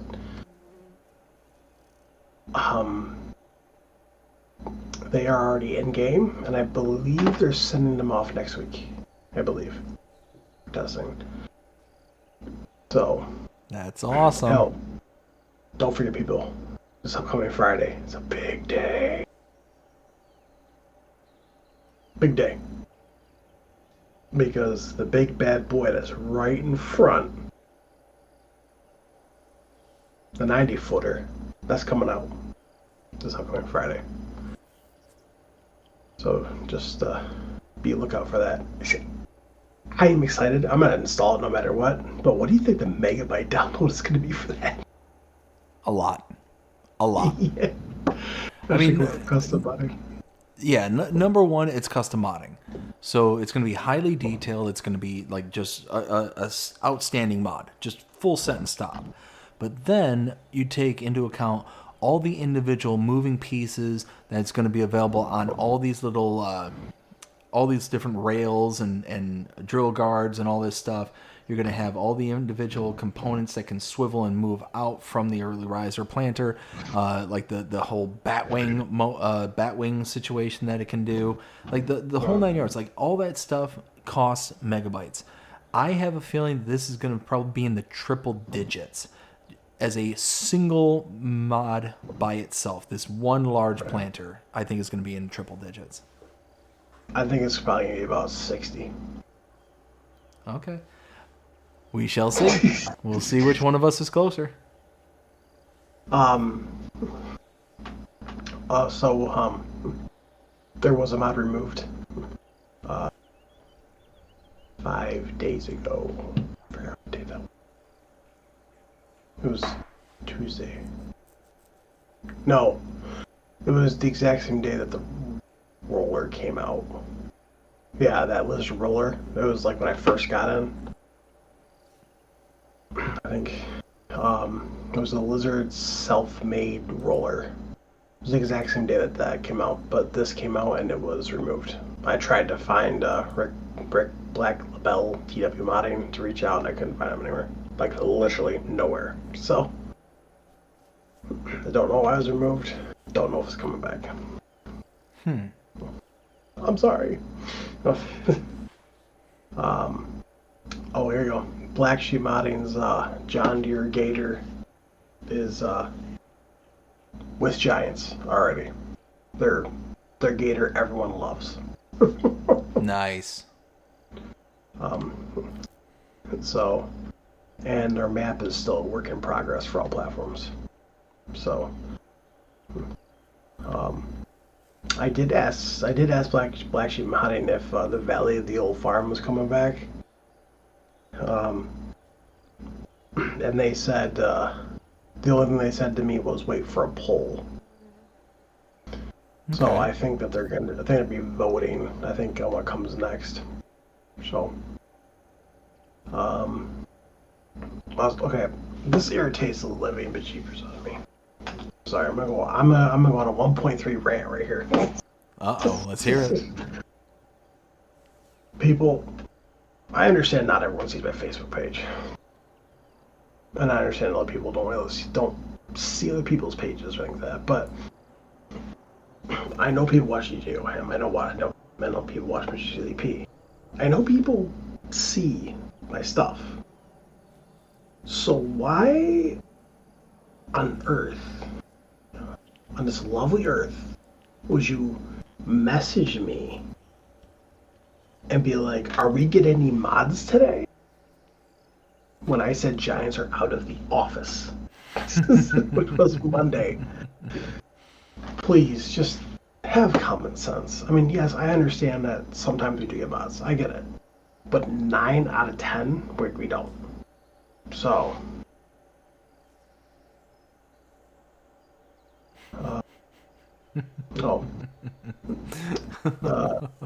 what? Oh, just I could see that happening, and yeah, it's very annoying. It very is. Bree even had to walk away because she couldn't stand how fast I was losing my patience. well, it's like, you ever go to a gas station and as you walk into the gas station, you see a sign on there that says, credit card machine down or whatever. Like it says that something's not operational. And then you go in there and it's like, okay, well, I got cash or whatever the case may be.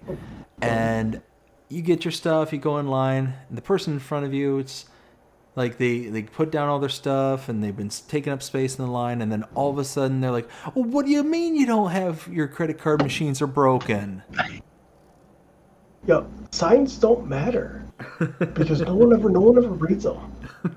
Oh, yo, it's kind of like this dude that came into Walmart yesterday. No. This dude had the nerve to look at me. Of course, I had to be professional about it. But the dude looked at me and he goes, "Excuse me, sir." Well, there's no one in his line at all. He goes, "Excuse me, sir. Is this register open?" And I was like, yes, you can do it yourself. And he goes, "Oh, it's self-serve?" It's a self-checkout. Like, come on, people. Get with it. Come on. That's funny. Also, I know you were excited for this. Celebuki is actually bringing an actual corn dryer to the game. That's a place to go. Yes. And smoke will be coming out of it and everything else. Let's go. So, and it will have a sell point that you can put down, and it will come with a propane area. I believe he said that you can also just go right over to the propane tank and fill it. Kind of like how you do with base game, like diesel and fertilizer and stuff like that. But I know he said he tried to do that. I don't know if he succeeded. So I guess we'll find out when it comes out. But it's with Giants right now. And as of right now, the waiting time for newly submitted mods is 17 work days. For updates, it's 3 work days, and for failed and resubmitted mods, it's 1 work day. So Okay. So just keep that in mind for everybody. Also, Mr. Hector Mods put actual stubble.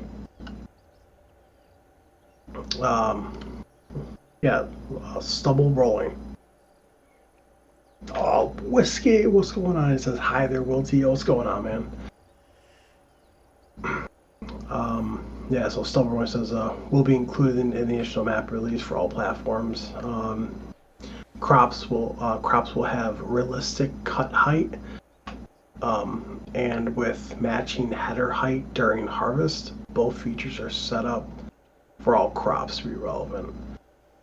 And also when you're driving through, it will actually leave like a good stubble on the ground too, like an actual stubble. That's pretty cool. So, doing great, just farming. Ah, nice. I wish I could play Farm Sim tonight, but as soon as we hop off here, I'm going to bed. This other one right here from Lancey Boy, our good old friend Lancey Boy. He basically showed off the main cow barn on his new map coming out. Farming in Indiana. And this is alley walkway, milk parlor, milk barn. I did ask him if he was going to bring this as a placeable. He said we will see. Nice. So I don't know. Oh, and this would be a perfect good time to announce this, which I told you about this already. To answer people's questions, Stone Valley is coming back. It has already been converted. He's just working on some errors, and then he'll be sending it off to Giants. Booyah. So, and apparently had a massive upgrade from 22. So, I tell you what, I'm so excited about Stone Valley coming back to FS25. The reason being is because of the AI system. That GPS. Yeah, the GPS. That map is such a great map, but it is so difficult to dedicate the amount of time necessary to be able to, give it the proper attention it needs, that it requires. Right. With GPS, with the workers, it should be possible to be able to really dive into that map as a creator like myself and be able to utilize it to actually have a good series on. Because the problem is that if you're doing like a role play series, for example, the amount of time that you can spend on any single field is really limited. Right. So a Stone Valley map is really hard to use for a series because the fields are so big, they're so intricate, and before GPS was a thing, the workers would do such a terrible job that they would leave so much product behind that you were just sitting there cleaning up after them regardless. So you might as well just do the work yourself so you get it done right the first time rather than having to clean up, stubble after stubble after stubble and play hide and seek or where's Waldo with the stubble kind of thing. Right. So, I'm looking forward to it. As far as I'm aware, he also redid the map again, from like FS19, which I love that, to FS22, which I did like 22. Don't get me wrong, his version of 22. But I thought 19's version was better, especially with that main big cow barn area. Apparently in 25, he redid everything again. So it's not going to look the same. Okay. Which I'm okay with. You know, it's something new. Yeah. Clancy Boy did tell me too that that if I get my PC up and working by the time he sends it off, he'll send me an early copy. Score. To show off. So, and I don't know if that's gonna happen because I know what my problem is with my PC, and I'm not happy. Not in the slightest. What happened? Yeah, I need a new hard drive and a new graphics card. Oh no. So you did confirm it was those? Man, my brother helped me with that one. So he told me that, yeah, because a good hard drive can run well over pretty close to like $600-700.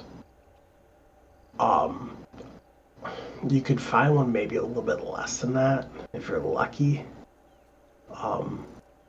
I know, but a graphics card, you're definitely looking about $800. Oh for a yeah. graphics card. Yeah, graphic card are ridiculously expensive, especially depending on what kind you go with. Yeah, so, which I know that he asked me if I was supposed to send it to somebody, and I said yeah, which was meaning you. I told him yes, of course I'd fix it up before I send it to you. Because I'm not gonna send it to you and be like, yeah, you need a new hard drive, a new graphics card, have fun. Have fun with that. No, I'm not that kind of guy. I know everyone knows that. But I know Bree and I did talk. We came down to the decision that we are not moving. Oh really? Yeah. So instead, she wants to put that money that we are going to move into my new PC. Oh wow. Because she knows I have good potential. Because I'm already at that point on Twitch. So I guess, you know, so that I'm that close to making Twitch affiliate, which is great. And I'm slowly getting there with YouTube, which is nice. So it's a slow process. But she said instead of having to within 4 months we have to get the money to be able to move. She said, listen, let's just put that in the back burner for right now. Let's focus on getting your stream room all set up. Get your PC get you a new PC. She said instead of having to Walmart. I get 10% off everything. So, and there's already a PC there that's way more powerful than this PC I have. So that we're looking at. So, which is gonna be very exciting. Get a new PC, which I told her as soon as I get the money, I want to get a new hard drive, new graphics card, to fix that up, and then at some point, I don't know when, it'll be sent off. Maybe shipped down to Florida for someone on the other line. So then someone can know what it's like to play on PC. Beauty. So, unfortunately, I don't have a copy of the game for you, so you're probably gonna have to be on your own for that one. Oh, I can survive that one. So. Oh. Well, because originally I actually did get you the collector's edition, but due to certain circumstances, because her car had multiple problems, we ended up having to return both of them. Mm-hmm. But by the time, because I ordered one from GameStop because Amazon said sorry, it's on back order, and then so I go to cancel that, and they're like, sorry, we can't cancel it this time. Please wait till yours get shipped out. 2 days later, we are about to prepare to ship your package out. Do you want it? I said no, cancel. So I canceled on GameStop. 2 days later, I go outside, my apartment in the hallway, and I see a box there. I'm like, huh. So it's a box. I was taking a look. So I'm like, did I order something? I look at it. It has my name on it. I'm like, I didn't order anything because I canceled everything. I open it up, it's from GameStop. They sent it anyway, so that's why I have it. But I'm like, whatever. They didn't even charge me for it. Hey, score. So, but all the news that we just went over, that was it. There was really, there was some news, but there wasn't a whole lot of news. So, excuse me, I got a little tick in my throat, but I'm pretty sure we should be getting mods today, which is Monday. Oh man, it's already 1:13. Wow. Yeah, we should be getting mods today. Should be. So I know Giant should be releasing a new mod drop. I don't know when. Sometime this month or next month. So just be on the lookout for that too. Nice. Whiskey says, by the way, I'm loving Agroforest. Oh yeah, great map.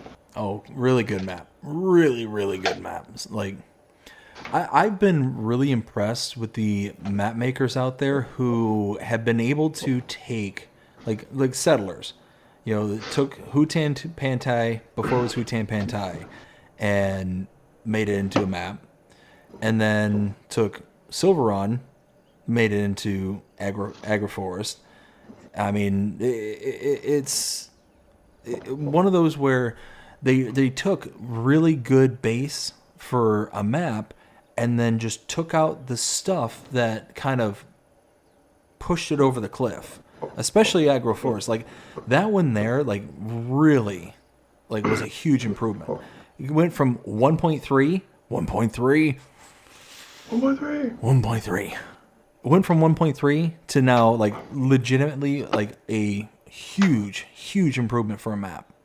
And it made it to where it was actually like more approachable for more people, because unless you're like a big forestry person for like Farming Simulator, like if you're big into forestry, then Silverrun's going to be right up your alley. But if you don't like forestry, or you can't handle like being like so neck deep in the forestry aspect, you're not even going to look at it. You're not even going to give it a second thought. But Agroforest actually makes it where it's more approachable for more people, and it's amazing because of that. Yeah. Also, September area is when we September, July, August, yeah, September. So by mid-September, we should be seeing a release for the third DLC, Align the Stars. Any guesses? Camera. I gotta fix my camera because I have it on my middle screen, but every time I go to like look at where my chat is, I'm just seeing the side of my face, but it's the wrong side of my face. No, I already know what it is. I already know what it is. Let's hear it. What do you think? Mercedes-Benz. Okay. Because because you know how like Kubota, for like FS22, like Giants released that whole thing. It was like life is whatever, and then it just gave off these little details. Yeah. And I said that Kubota, that's their modem. Like that's their thing. Well, Align the Stars is what Mercedes-Benz use. Okay. So I did a little research on that. So we should be seeing Mercedes. Now I don't know. No, yeah, it goes like exactly as Ford. I don't know if it means all Mercedes-Benz or if it's just like the tractors and the Unimogs. So I would say if you're right, then I would lean towards the tractors and stuff like that. I would lean away from the vehicles. And then be pleasantly surprised if it is vehicles and the tractors and mods. So that's kind of how I would see it. Did you just say if I was right? I said if. I have faith in you. I have faith that you'd be right. But because there's still a possibility. Yeah, that's very true. Okay. Holy moly. When did we become friends? Like back in FS22, but I don't remember when. Ooh. That's bad. It's been over I a know- year now, hasn't it? I know it was right before Oxbow got released. Yeah. I called Oxbow. I called that right off the bat. Voila. Now I didn't even take a gander at the premium because I'm like okay, I couldn't even imagine what came in that. I'm glad I didn't. But when FS25 got released and they announced the very first DLC, I stated that it could be factories, but then after I looked into it a little bit more, it's called innovative machinery. I'm thinking to myself, there's no way that can be factories. So, and then I was like, you know what that is? It's Nexat DLC. Yeah. Or Yeah. what was it? Nexat DLC. And then the Plains and Prairies, I told you, GEA. You did say that. I will 100% give you that. And GEA was in it. There were some other ones that was not really expecting, so which kind of anyway. But usually I've been pretty spot on with these DLCs. Oh, and thank you for whoever started that. Apparently, I work for Giant Software. I want to thank you for starting that. I mean that sarcastically. I do not mean that like gracefully, because apparently somebody reached out to me on Facebook and was like, "Do you really work for Giant Software?" And I said, Nice. "No." And then someone from Giant Software reached out to me and was like, "Hey, do you work for like you not in our inventory for people that work here?" And I was like, "No." So, like, even Giant, because no, it was Marcel who reached out to me. He thought it was the funniest thing in the world because apparently, because Giant Software because any Giants partners, they always watch their content. They always do. I don't know if someone watched this show and I was saying something, guessing on a DLC or whatever, and then apparently somebody was like, "Do you secretly work for Giant Software?" But Marcel reached out to me with like the whole laughing matter in an email, basically saying, "You don't work for Giants. How do you know what's coming out?" I'm like, I don't know. Just a guess. Lucky guesses.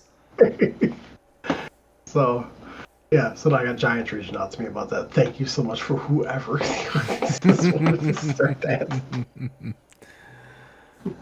Oh, so real quick, Samuel says, "Hey BDD, the Let's Play Live Oak Ridge Farms number 17 Farming Simulator Live start time. So could be as early as tomorrow, because I just released the latest episode of Matapiba earlier today. So if there are no map tours or updates that need to be done, then the next live stream will be tomorrow. If there's a update or map tour, then it'll just go until there's no new releases. So it'll just kind of keep cycling until, but that's the next thing on the docket. So be on the lookout for that. Whiskey Creek Farms, how's it going, Whiskey? Hope you're having a fantastic night so far. Says, "Hey there, BDD, and happy Father's Day." Well, thank you very much. And again, thank all of you, whoever are fathers, not even thank you, but congratulations to all of the fathers out there for this, well, what was Father's Day yesterday. So big shout out to all the fathers out there. Bree made my dad some cookies, homemade cookies. Ooh.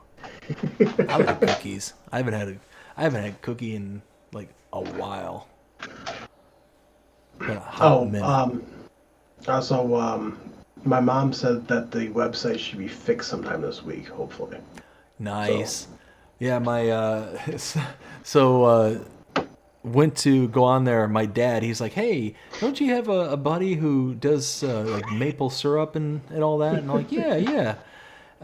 He's like, "Well, why don't you give me the website? I want to get some maple syrup, some like good fresh maple syrup." I'm like, "Oh, I'll get you that website." So I set him up with it, and he calls me back, and he's like, "Hey, I just tried to get onto the website, and for some reason I can't get it to function proper." I'm like, "Oh, that's weird." So I'm like, instead of him trying to explain anything to me, it's because he's not that savvy with technology. Right. Instead of explaining it to me, why don't I just come out there and just see what's going on? So I wander over, and sure enough, like the whole site's like tanked. I'm like, ooh, that's not good. Let me get a hold of Will for this one. Yeah. So I forward that over. I forward that over to my mom, and I told her BDD said that the website messed up. And she messaged me back. She goes, "Who's BDD?" And I was like, "Dave." And she goes, "Who's Dave? That's not Dave, your brother." I was like, "No.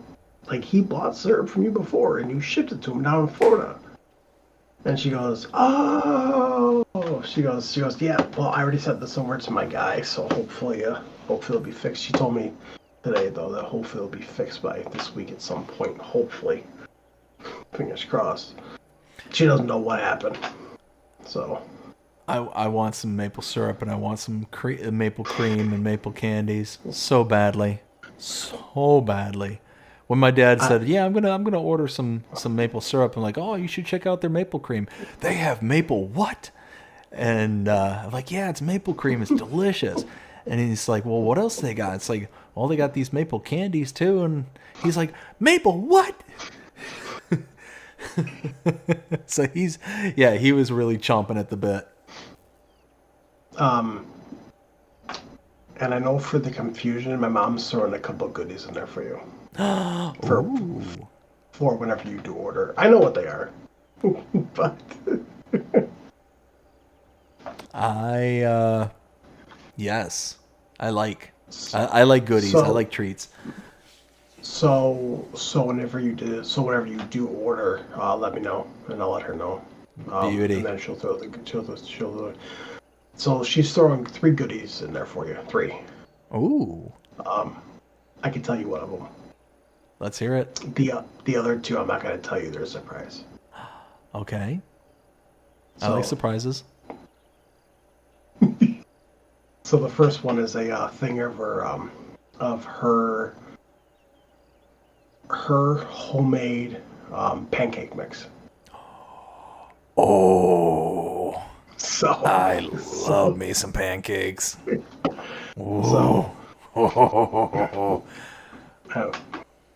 But the other 2 things that she's gonna be throwing in there are kind of a surprise, so I can't tell you those, unfortunately. So I was on Facebook earlier, and I'm pretty sure I just found my spirit animal. So I was watching, like, I was just going through like some clips and stuff, just scrolling through, and all of a sudden this guy comes on the screen. He kind of looks like me. He's got like the big mountain man beard, like, real scruffy, like lumberjack looking dude.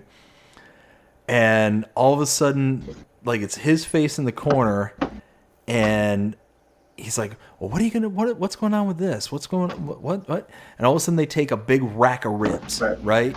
And they flip them upside down, so it's almost like a bowl. And he's like, "Oh man, I like me some ribs." And then all of a sudden they take a big old mountain of fries and they slap that down on there. And he's like, "Oh!"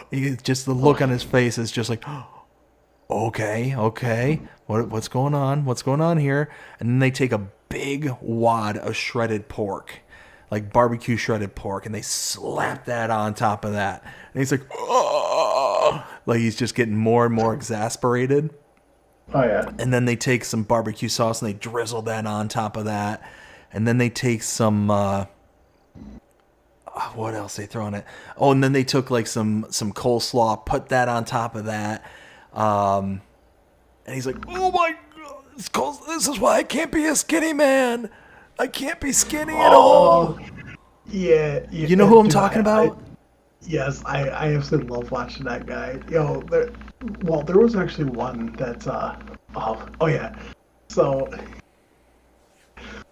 So basically, it was like a sandwich roll that he made, and he kind of like fried it up a little bit, like browned it up, and then he was cooking sausage and some eggs. He took the sausage patties, and he poured pancake batter over top of them, basically, and soak the sausage inside of a pancake. And the guy was like, oh. And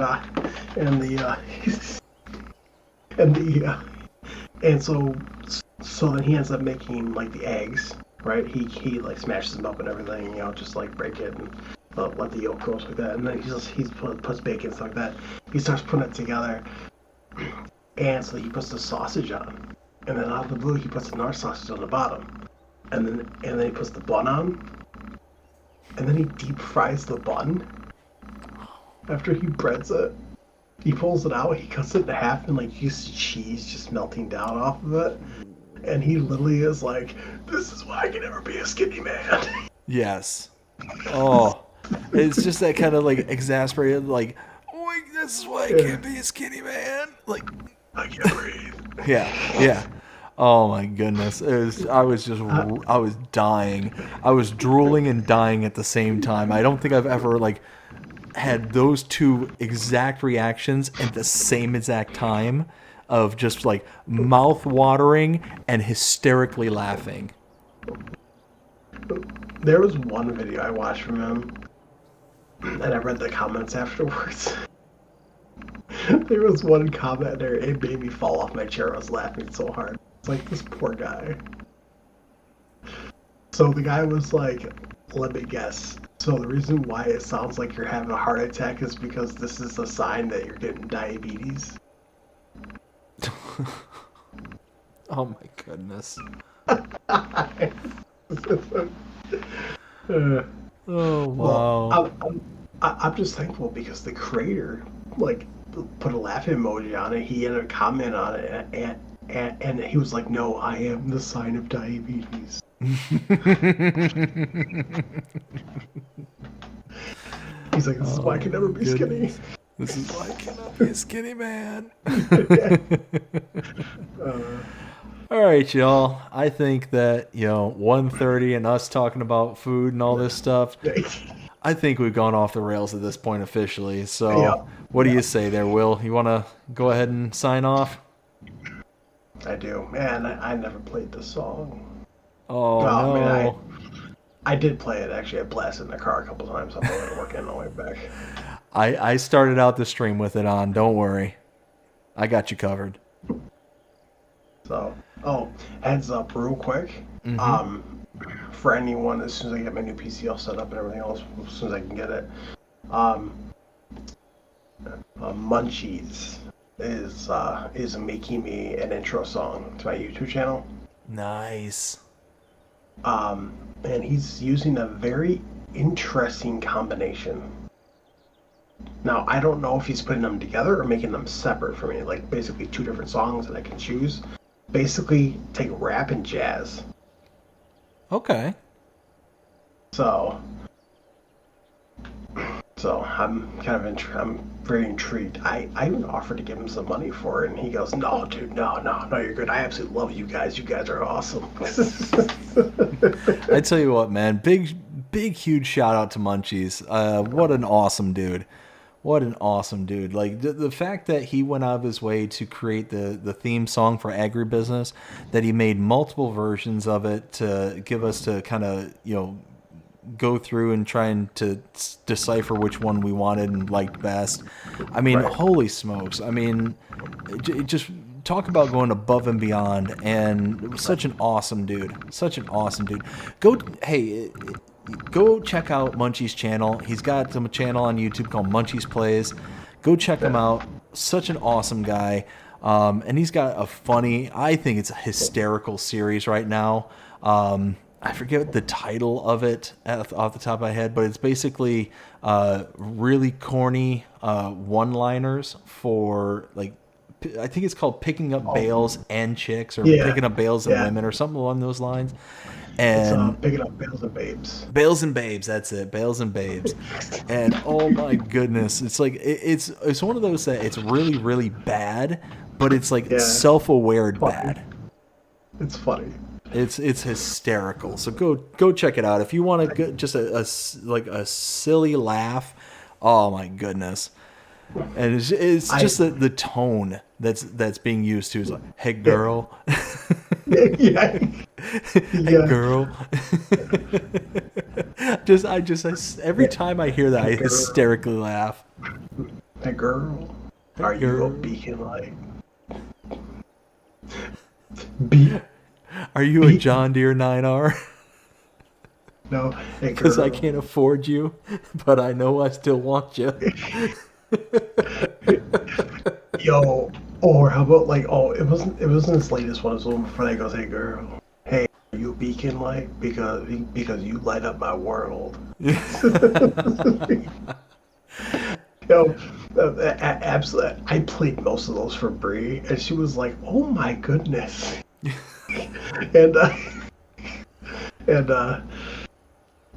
and also, he also just dropped a new song. Oh, nice. Mods Conflict, I think it was. Mods with Conflict. Yep, that was a good one. So I enjoyed it. So, but yeah, go check him out. He's a good dude, and he's got some good content over there as well. Absolutely. Big shout out to Munchies. Love you, brother. Yes, but I think I'm gonna end it here. I think BDD as well. I am deeply sorry that I'm late. Unfortunately, I have to work. This upcoming Sunday, I will be on at normal time because I took off from work because it's Bree's birthday, but she goes to bed at 10:30. So, oh, nice. So, which she's already fine with. So, plus she got a job at Walmart in the pharmacy, so which is nice. Oh yeah. But well, if you guys like the stream, you guys want to see more, make sure you smash the subscribe button, hit the bell so you get notified whenever I post a video. Make sure you click all. And also make sure you smash that like button. It really helps out the algorithm of the channel.